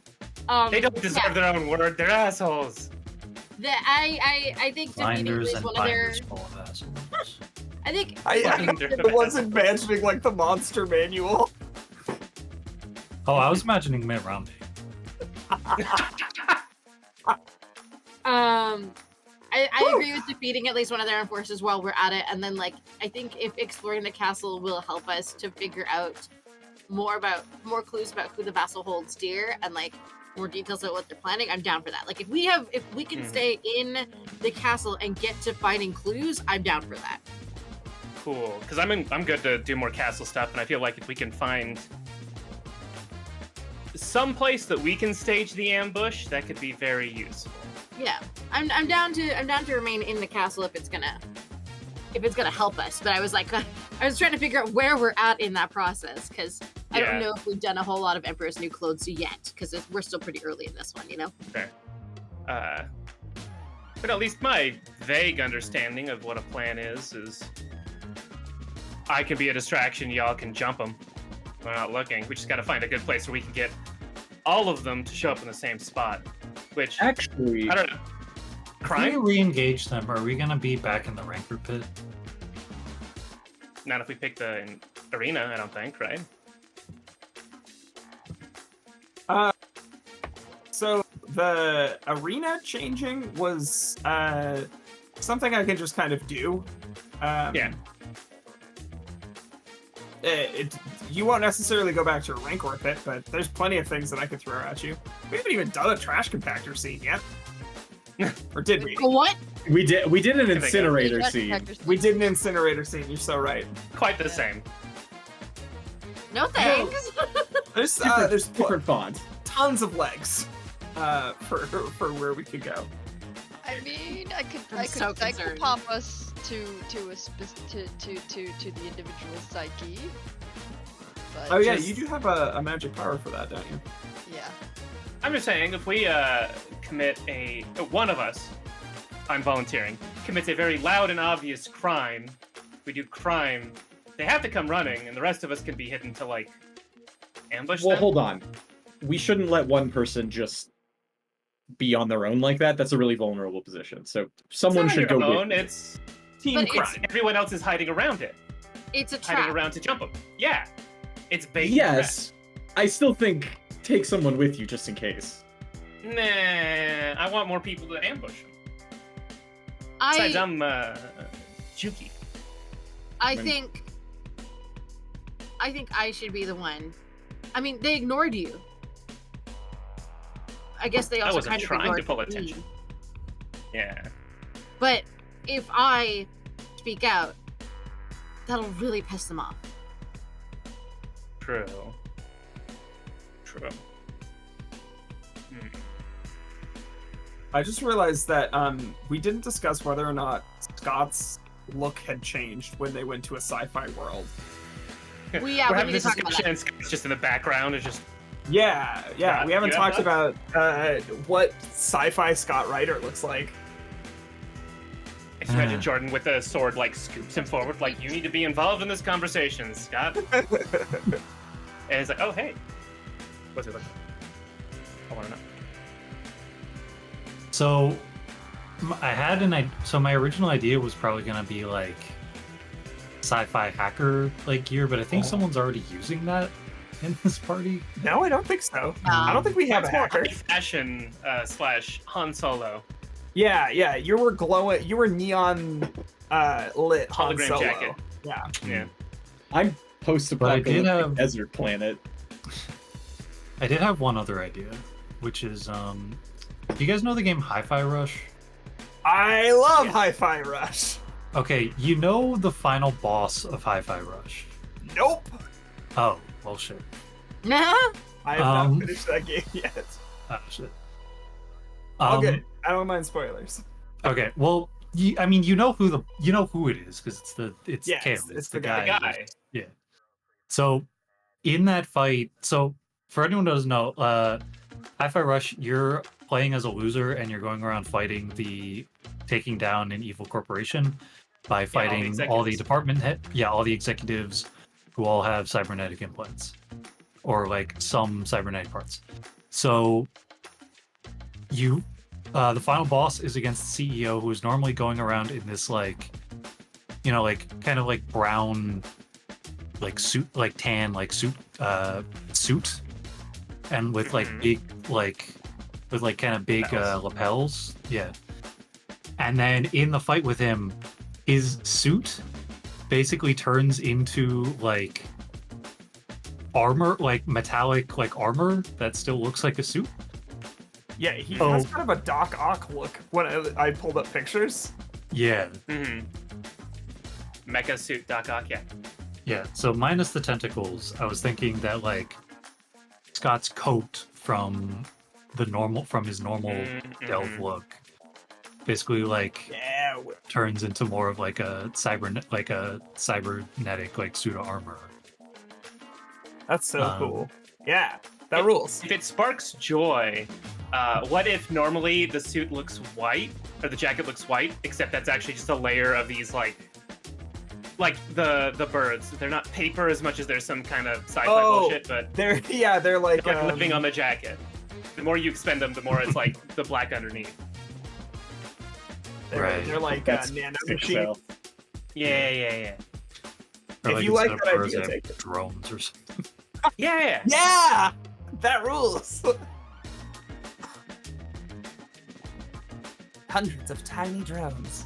But it's Okay. important, like, well, damn, that looks really cool. I'm the one with the cool jacket. Come on. Everyone knows I have the cool jacket.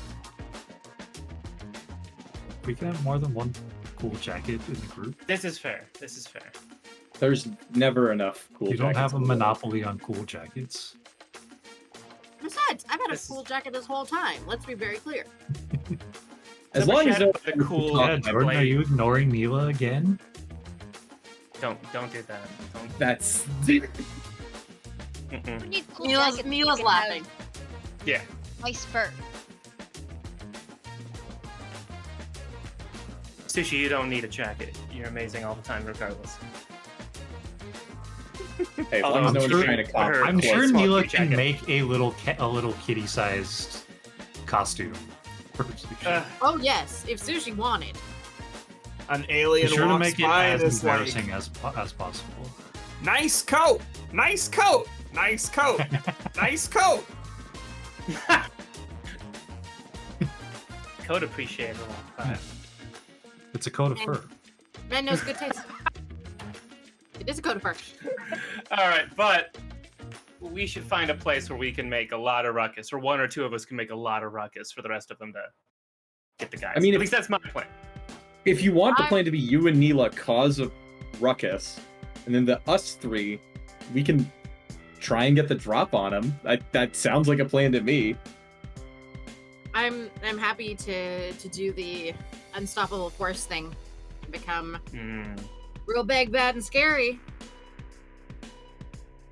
I did that once already, and I'm happy to channel that rage again. Sure. Well, our fine feline friend, you gonna help us find a place where we can make the most noise? Absolutely. Okay. You've got a thing that lets you travel the labyrinth to a specific spot. Yep. Right? So recall, you get a +1 if you mark void, otherwise -1. +1 if you've defeated an enforcer, otherwise -1.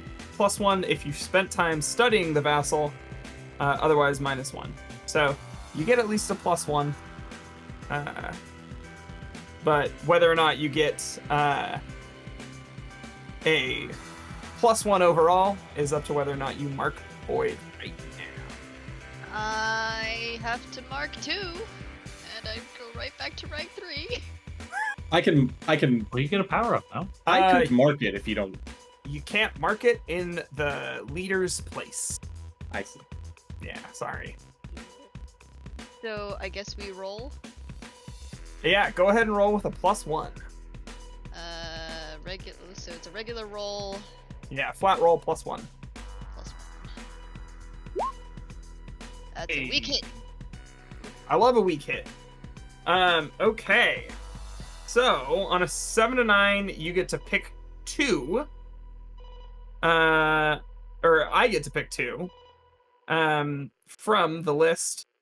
The inhabitants are hostile to you. It's filled with traps and hazard. Dangerous forces are on their way. You trapped here until you find the way out, or it reveals something painful about you. Okay. So, place where you all are going to stage an ambush. Do you have any ideas for what kind of place you'd look for? In a sci-fi place? I don't want to reuse the same locations we've already seen. Have we done an alien bazaar yet? Yeah, Neela can smash around an alien bazaar. Yeah, okay, let's do the Alien Bazaar. So, Especially if it's like every unit has to be like you have to have a license to be anywhere in this kind of place. yes. So we're doing Alien Bazaar. We get the like. There's like a false sun for this place. It's like very bright. And the air is super dry, and the bright sun means that people are like, when you set up a shop, you still put a little tent over your stuff, because otherwise people are going to be squinting at everything in this part of the ship. I think this means, of course, They could that just turn the lights down. What the fuck? there's traps and hazards everywhere, because this bazaar is also like a shipyard sale, and people are selling weapons. Because, sci-fi bazaar. And then...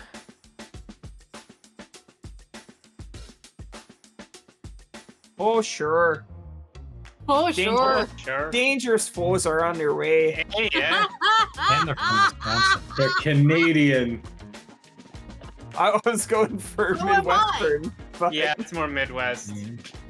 It sounded Just Canadian love to me. that super Oh. duper. Like that, Leona, like that, yeah. like Leona, did you stereotype. send these forces? Oh, yeah. It sounded like that stereotype of the Canadian accent is what it sounded like. But Midwestern and Canadian stereotypes sound very similar, so. I was going for that the cop from Fargo there. Yeah, fair enough.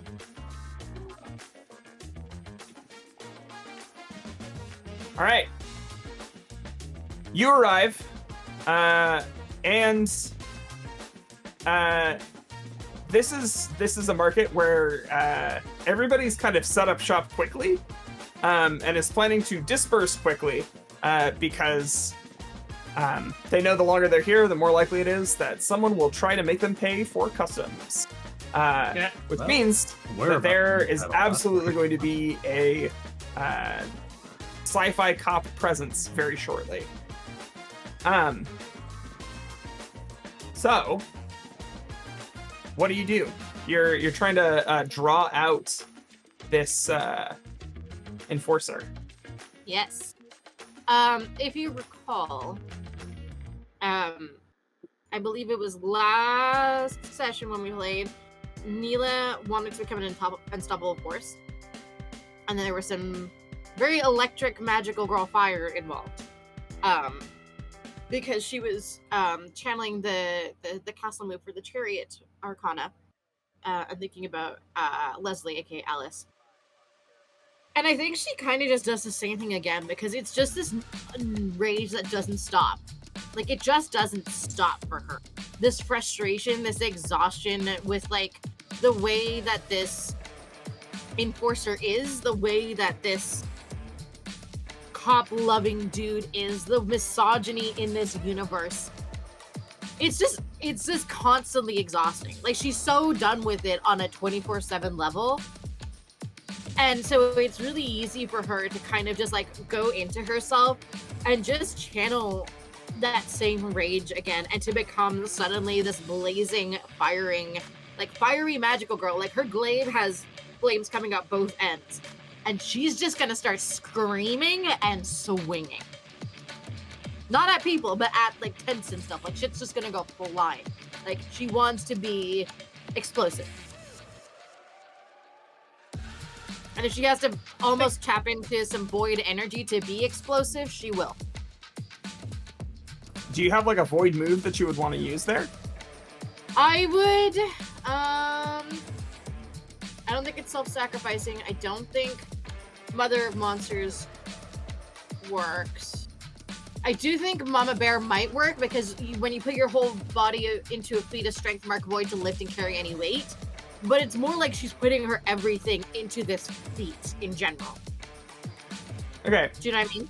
Yeah. Maybe flavor to that. Is there like something really big and heavy that's part of someone's like stand that Neela could just table flip? That too. Like she'll table flip. You know, like table the front of like a pod racer, like one of the big ones. Yeah, big old engine. Yeah. But that with the flaming woman standing behind it. Yeah. Kind of like rage flames, like magical rage flames. Yeah. Blue or marigold flames. Yep, that is exactly that. That is exactly what she wants. That is what she would like to do. She's probably thinking a little bit about Void in this moment and kind of being like, all right, let's see what you gotta say. Let's see what in her head before she does it. She's like, all right, let's see what you think about this, right? Kind of thing.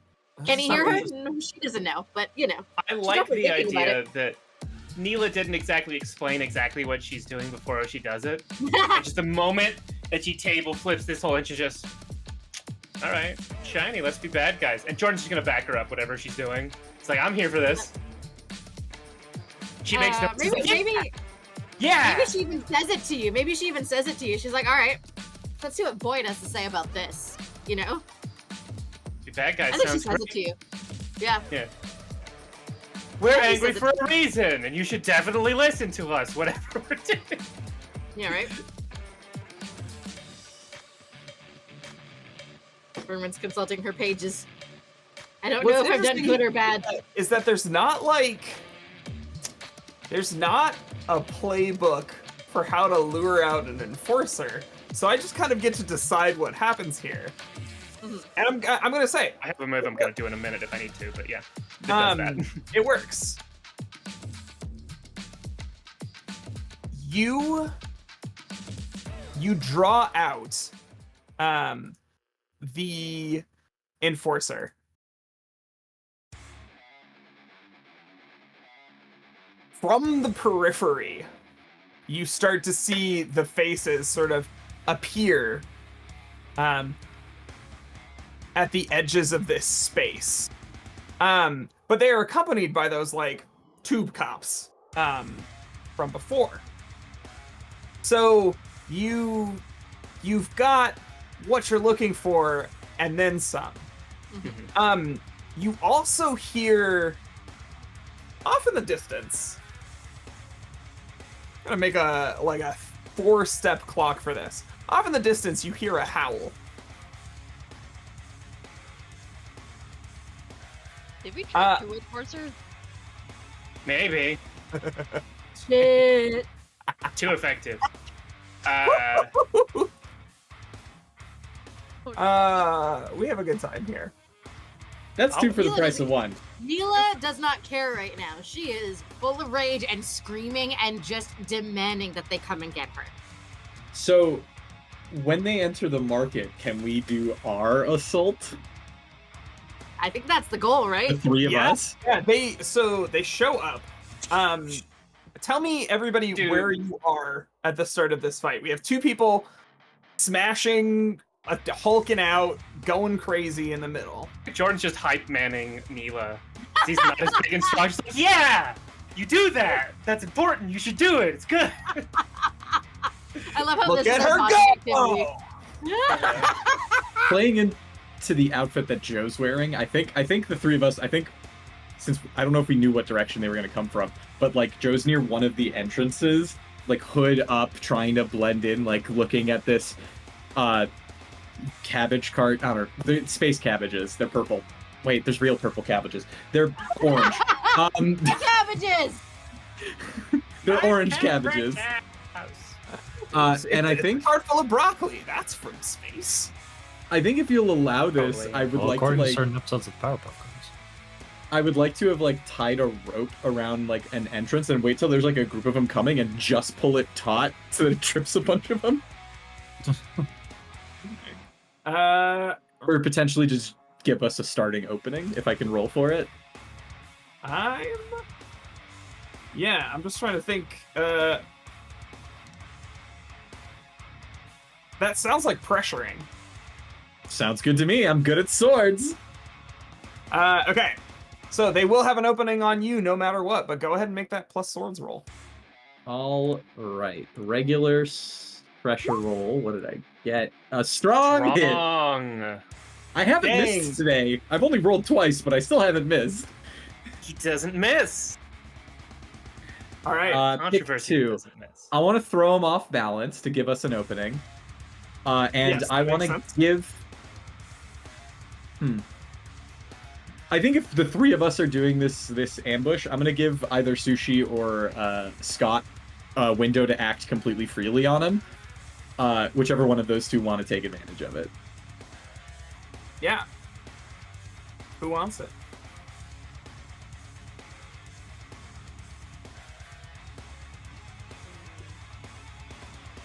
I give it to you, Scott. Oh, no, you can have it. Come on, you can't think of anything to do with nanomachines. We're ambushing here. Stop planes? being polite. Look, otherwise Sushi's just gonna like jump down from like the highest I point. mean, we have a giant cat and we have nanomachines. Which do you think is going to be a more effective ambush tool? Nanomachines, son. I'm just picturing I'm like tying them up with the rope, and then the two of you are debating who's gonna do the attack. Nanomachines! No, They're after fucking you. nano! After you. You just watch as like Sushi just like takes a very large claw and like lifts Scott up and like, I volunteer you. Just like You've been voluntold. Okay. So, in that case, since I have machines that are so nano, Scott is going to use his drones, his very small drones, to, while they're tied up, to basically get into their equipment and try to disable it. Okay. Like Ant-Man style, I guess. Yeah. So, would you say that this is more stealth and guile, because you're doing a little trap? Or would you say that this is some precise insight? I think it's more precision than stealth. So that would be... Targeting like a specific system of their power armor, whatever is the idea. Yeah. Yeah, and their weapons and like taking it Okay. down from the inside. If that's precise coins, insight, then I it's think. coins.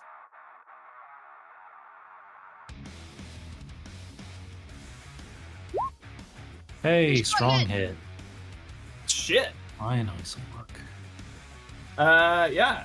So you're gonna remove the opening and break one of your foe's qualities. If you break the final quality, it's defeated and no longer a threat.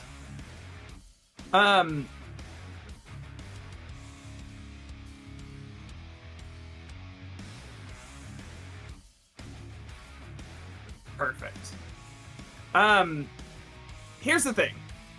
You managed to break the final quality on this enforcer.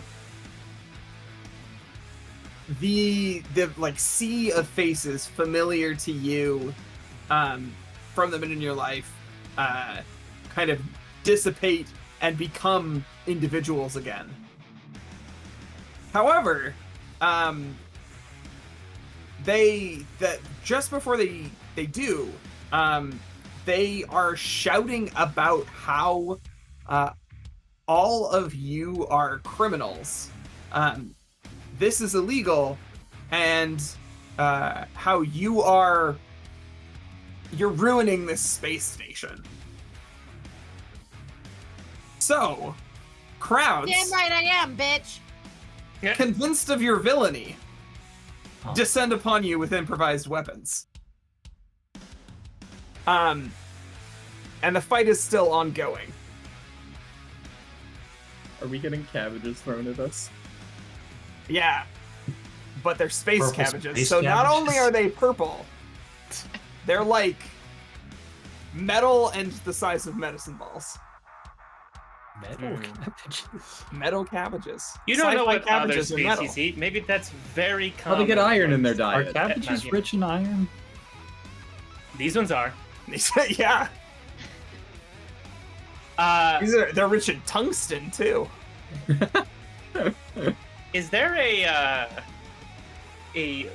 somewhat to very elevated platform that I could jump up on that like is central to where they're all converging on us, or kind of a place where I could draw a lot of attention? You're looking for a place to draw a lot of attention? Yes. Yeah, I think you could Always, find that. constantly. Jordan's gonna try and assuage this situation. Massage Assuage. the situation a little bit. Assuage, thank you. I couldn't. You're I'm a good. drink. I'm 2 drinks in. I'm already almost done with this. Don't look at me. That's not Jordan- an option. That's the premise of what we're doing right now. This To be is looked fair. at. All the camera does is look at me. Jordan is gonna see all this and is gonna jump up, and he turns the whip blade into the same guitar he mostly does for fun, and he's going to try and play the loudest note he can, just like massive resonating note to try and get everyone's attention, and go on a little bit of a tirade on like, what are you doing the job of the cops? They're not your friends. You were all ready to leave in a minute in case they came by, so you didn't have to pay shit. Why are you doing their job for them? They're not here to help you. Like, try and effectively berate these random people to be like, you're all ready to be criminals in a second, especially because the cops aren't your friends. They're gonna make you criminals if they want to, and you know this. A cap. A cap. A cap. I would like you to roll cups to reach out. Interesting. Where it's a castle now. Let me find that. Castle exploration. Not good at this.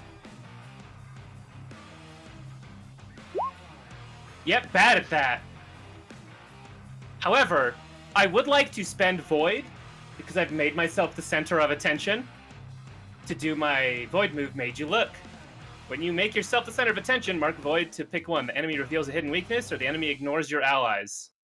And then your allies have fleeting advantage in making use of this, though the enemy will act against you.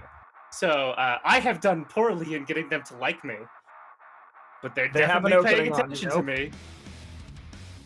Yeah, That was the goal.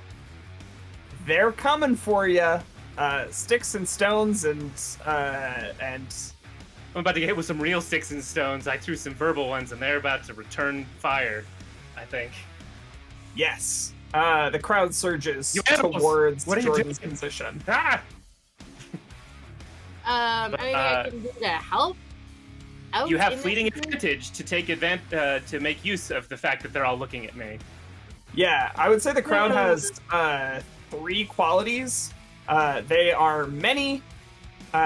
They are lightly armed, and they are angry. They're not an enforcer, though, right? No, they're not an enforcer, so they don't have like break qualities.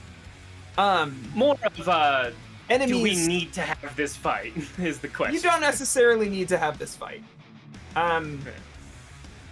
But I am gonna say, as long as that many quality is there, I'm gonna say you need at least 2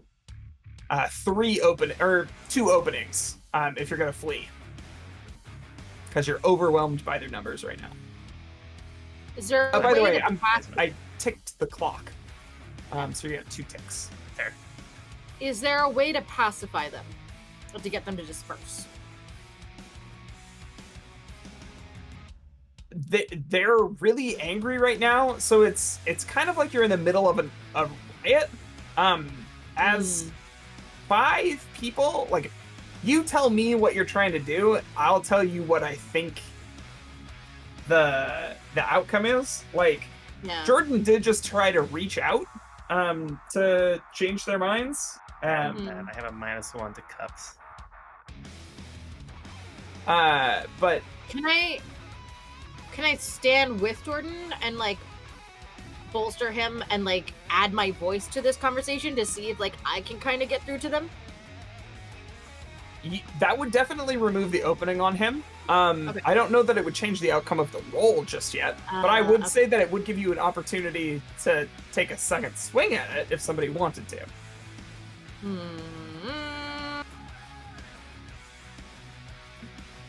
I don't know. She's kind of wanting. I'm trying to figure out how best to do crowd control, essentially. Mm-hmm.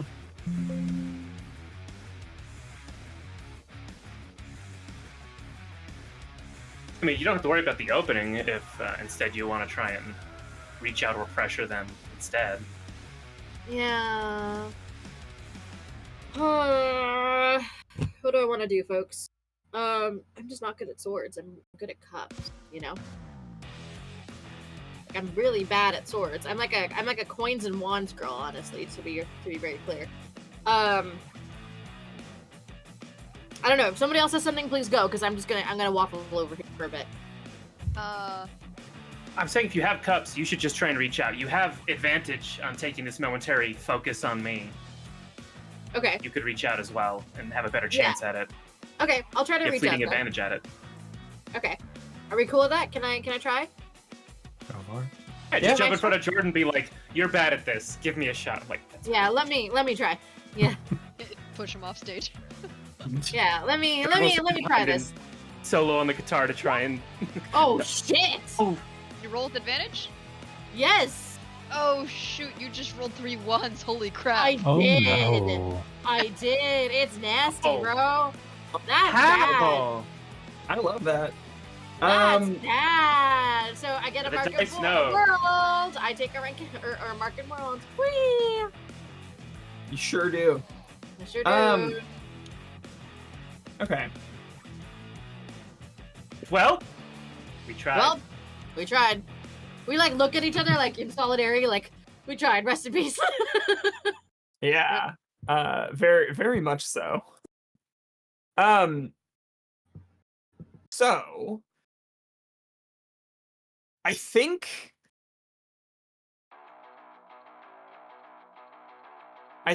what ends up happening here, the crowd comes in and starts like, because you've now like allied yourself with Jordan, Yeah. I would say you both have an opening and the crowd's gonna consume that.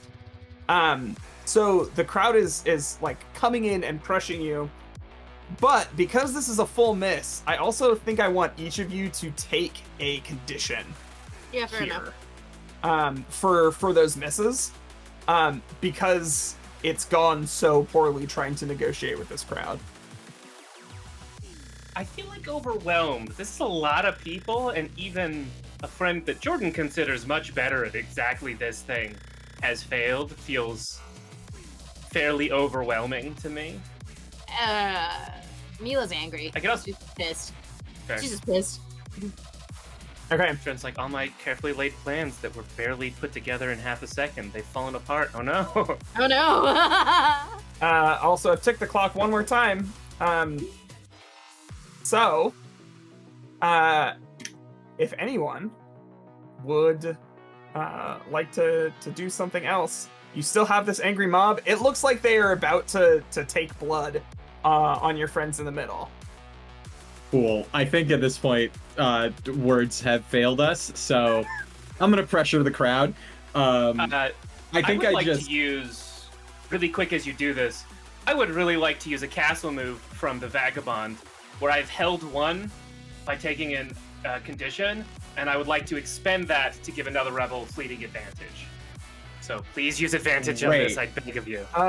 If you get hold one from taking Taking a condition. yeah, that means you add a new condition. Yes. Okay, No, so it says when you mark a condition in a fight, hold one. Oh. I hold one every time I take a condition, and I'm spending it on my friend Siobhan. All right. Siobhan, keep in mind, What are you you have an doing? opening on you right now. Yes. So if this goes poorly, I'm gonna be right there with them. I'm aware. yeah, you're gonna be similarly fucked. Oh no.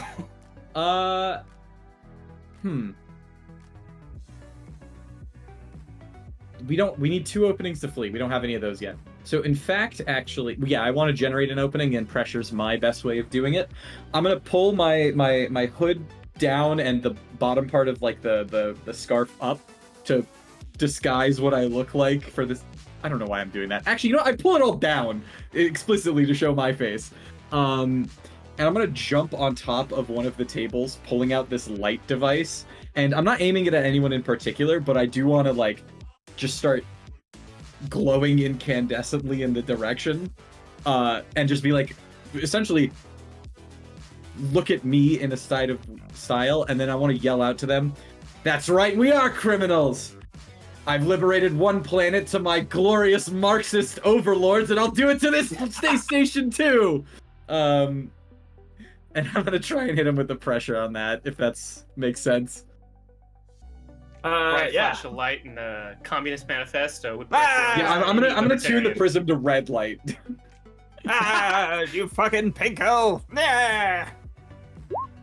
Oh no, miss! Oh, no. How is Jeff, it by going? what? Was this with advantage? Was this with advantage? He rolled it 3 was. 2s. 2, 2, 2.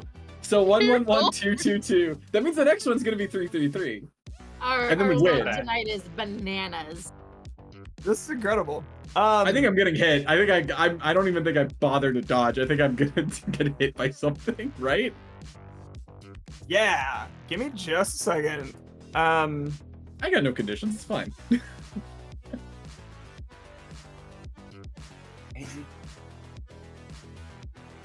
We all decided to talk shit, so now we're just gonna get hit, and that's just the reality. Talk shit, We get took hit. out Like, the enforcer. It was great. Oh no. oh no. And remind me, I'm ticking world because we failed in the castle, right? Yes. Yep. Cool. Okay. So, with that failure, y'all have an opening on you. I'm going to consume that opening as a result of Siobhan's roll. Here's what happens.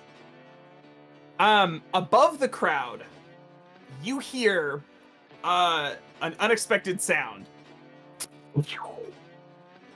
Laser fire, and it scorches the 3 of you, standing up above the rest of the crowd. And off on the side, you see a figure on what you could only describe as a horse dog, with a long, wide-brimmed hat brought real low, and a mask completely featureless and silver over their face. They have a long gun that they've just fired. I need each of you to roll push through the pain, but I also want each of you to... do I make you just mark blood here? Yeah, I make you mark blood here. Huh? Like an X in blood? An X in blood. Shit. Even if we push through the pain, and it's definitely push through the pain. It's not dodge. I can't dodge this. No, you have an Wait. opening on you. So I had no I'm conditions consuming marked, it. but I did roll a 10 naturally for push through the pain. Oh no. It's crushing. Pick one. Mark 2 conditions. And get fleeting advantage on each. Or collapse unconscious until the current danger is passed. Or shift a rank of world to void and unleash this new strength in a brutal and indiscriminate way.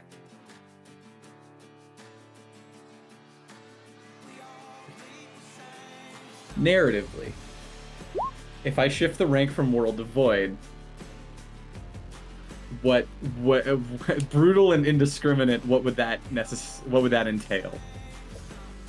You tell me what the newfound power is. Oh, It's gonna be let's see. bad. Yeah, so it'd be a rank in void? You would move a rank from world to void,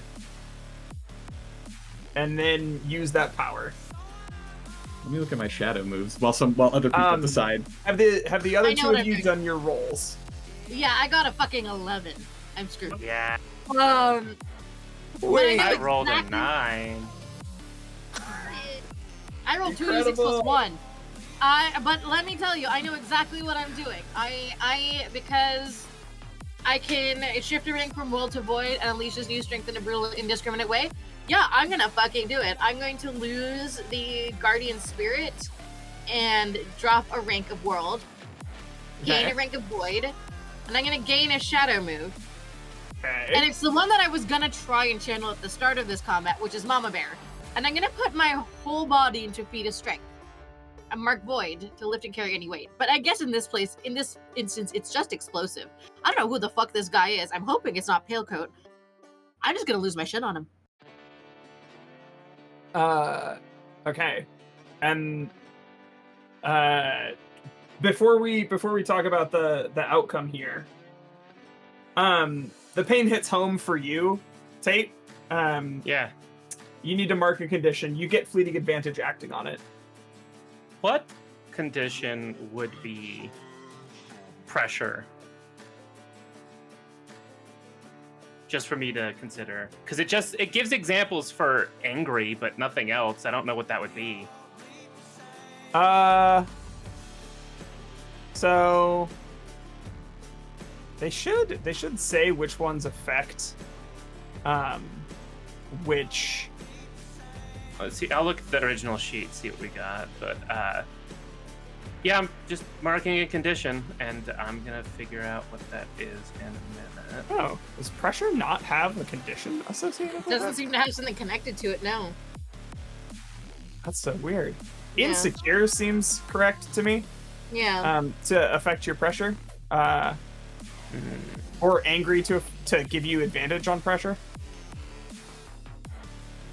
A pressure forces their attention, so if you are too overwhelmed or insecure to force their attention, that's my thought. That's just my interpretation. Well, I'm not gonna say there's any like disadvantage on those. I guess you can pressure no matter what because it is risky. But I'm just thinking for the next thing I do, but I think Yeah. that narratively, it might honestly be cowed or insecure of like all of these plans that I definitely didn't think about actually, but all these plans have fallen apart. Oh no, is one of those two. So Okay. I'll pick insecure, I guess. Joe, what's your power? I'm thinking- you're taking. I'm actually thinking I'm also going to take 2 conditions instead. Okay. Instead of shifting my rank. Or, actually, let's do all 3, because Neela shifted a rank, right? Mm-hmm. Yeah. And I know you marked a condition. I'm going to collapse unconscious. Why not? I think Yeah. Joe being elevated probably got shot real bad. Great. That's excellent.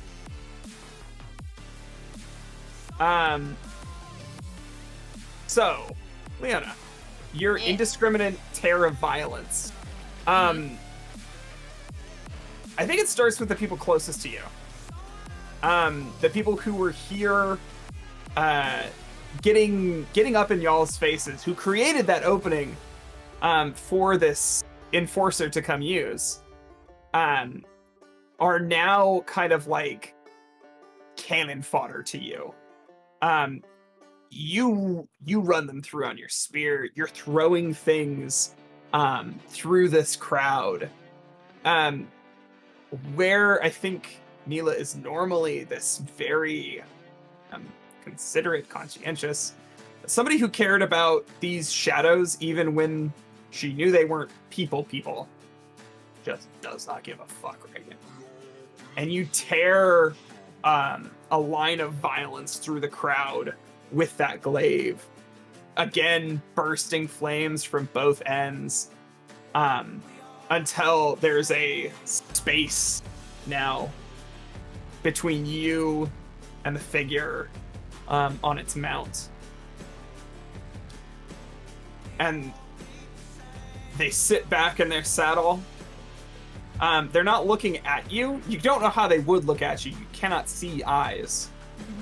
But they kind of quirk an ear in your direction. and they say, submit to the blue. Do not resist. Your body is forfeit if you resist.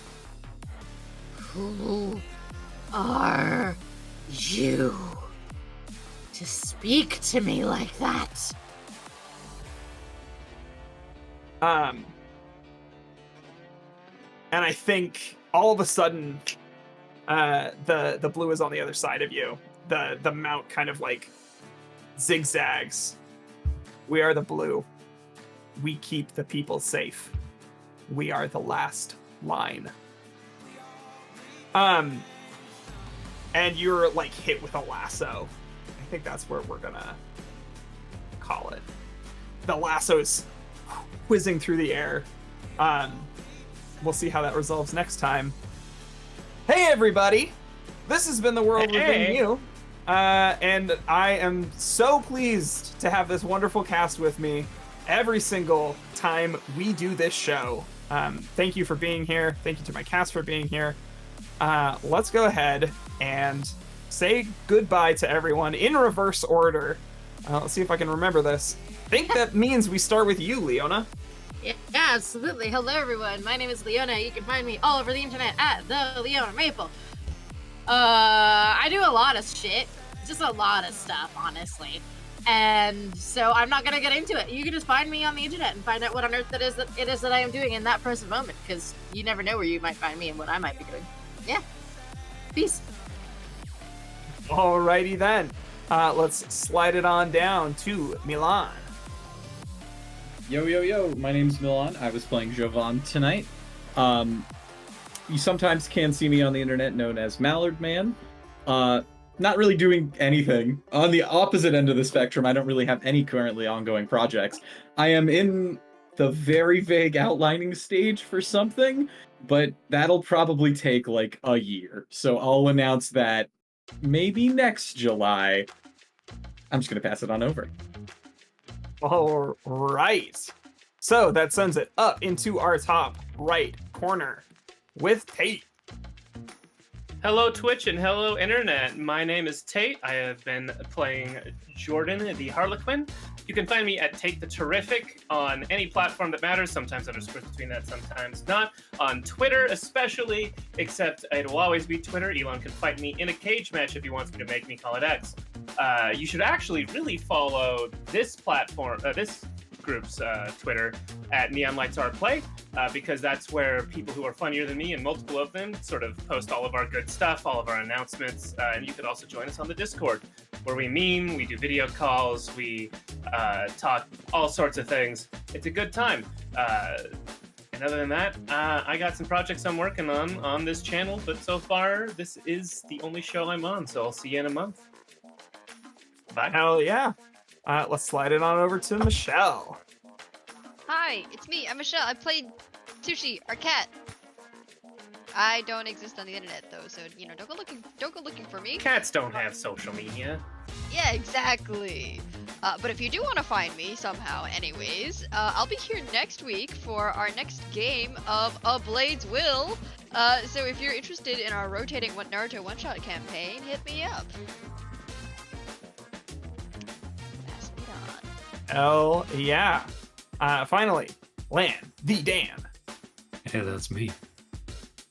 Hey, I'm Lan the Dan. You can find me on Twitter at Lan the Dan. I played Scott Reiser. And if you want to see more of me, I'll be back here next Wednesday, not this Wednesday, next Wednesday, for getting close to the end game of By His Shadowed Peace, our Warhammer 40k inspired political thriller / mystery in space. In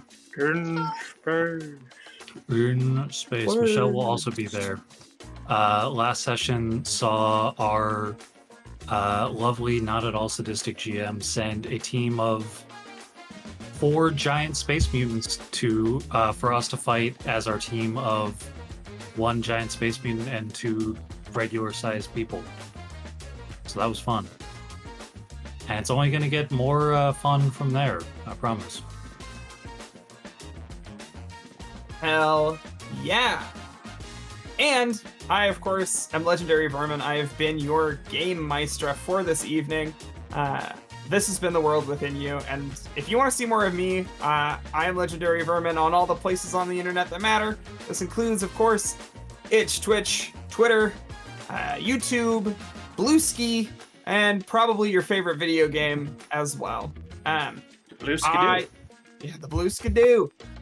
If you want to see me in more shows, I am also on a show here called, Fading Chronicle, Tears of Divinity, where we do giant robots. I just started a show over on Bright Dystopia, where I am playing a corpse. One of my favorite things to play. I'd say that's a trope for you. Yeah, I love to be dead already. And then I am very soon going to be finishing up a game over on Singularity Roleplay called Camp Runner's Cross. Come check those out. Check out my games on Itch. If you like mecha roleplay, go check out No Amount of Armor. And with that, this has been The World Within You, the actual play game with the best soundtrack of any of them. Come fight me and keep fighting that good fight. We will see you in a month. Bye. Bye-bye. Bye-bye. Bye-bye. Bye-bye. Bye-bye. Bye-bye. I hope Foxy's on top of this. Bye-bye. I only just messaged him. Bye-bye. Bye-bye now. Bye-bye. We might be here for a while. Bye-bye. I'm committing to this a bit. Bye-bye. Bye-bye now. Bye-bye. Oh no. Is it gonna go? Oh no. Bye-bye. No, Bye-bye. we're still here. Hey. No. Oh no. Reports of our goodbyes have been greatly Oh, no. exaggerated. Bye-bye. Bye-bye. Bye-bye. Bye-bye. Bye-bye. Is everyone gone? Are people gone No. yet? No. Are they- Oh no. no? Is it over yet? Still have viewers. Oh no. Bye-bye. Hello? Oh, we should probably pick someone to You- raid. Don't say yeah. that we're on camera. You gotta look professional. Everybody's gonna find out who our friends are. I mean, not that we should have that planned already. Oh, Personally, Neon I Lights trust is the Neon never Lights is live. Why don't we lies. raid them? Yeah, let's rate them. They're definitely playing something. I have a, Does I have a Twitch friend. let you I raid have a- your own I have a channel? Would friend. that It'd be happen? so You fun. can't. You can't. Oh, but can I no. just send this to a friend? Can I do that? Can I just send this to a friend? Yeah, let's just talk I'm keep this gonna- open. Chat, if you have suggestions. This is just networking. I'm gonna send this to my girly popsicle Mike because Ashton is a delightful POC Latina who deserves all the love and is just really fucking entertaining. Like you deserve to have some popsicle Mike in your life because she's just that great. Like she's just that great. And you'll see what I mean when we get there. So enjoy that, folks. I'm gonna try to make that raid happen. You know where you're going. So, yeah, you know where we're going now. Make sure you We say fought hi. the law on the Ashton. law one when you get there. That's what we should Yeah. say. Yep. So yeah, we're gonna go raid her, and then hopefully in the meantime, Foxy shuts off the stream. So bye, we're raiding now. Bye. Good night. Bye. now. Remember to join the raid for those Bye. sweet, Bye. sweet channel points. You can redeem all Bye. the ears Bye. for them. Bye now. Yay! No. Raid done. Raid done. There should be We're out. like 4 million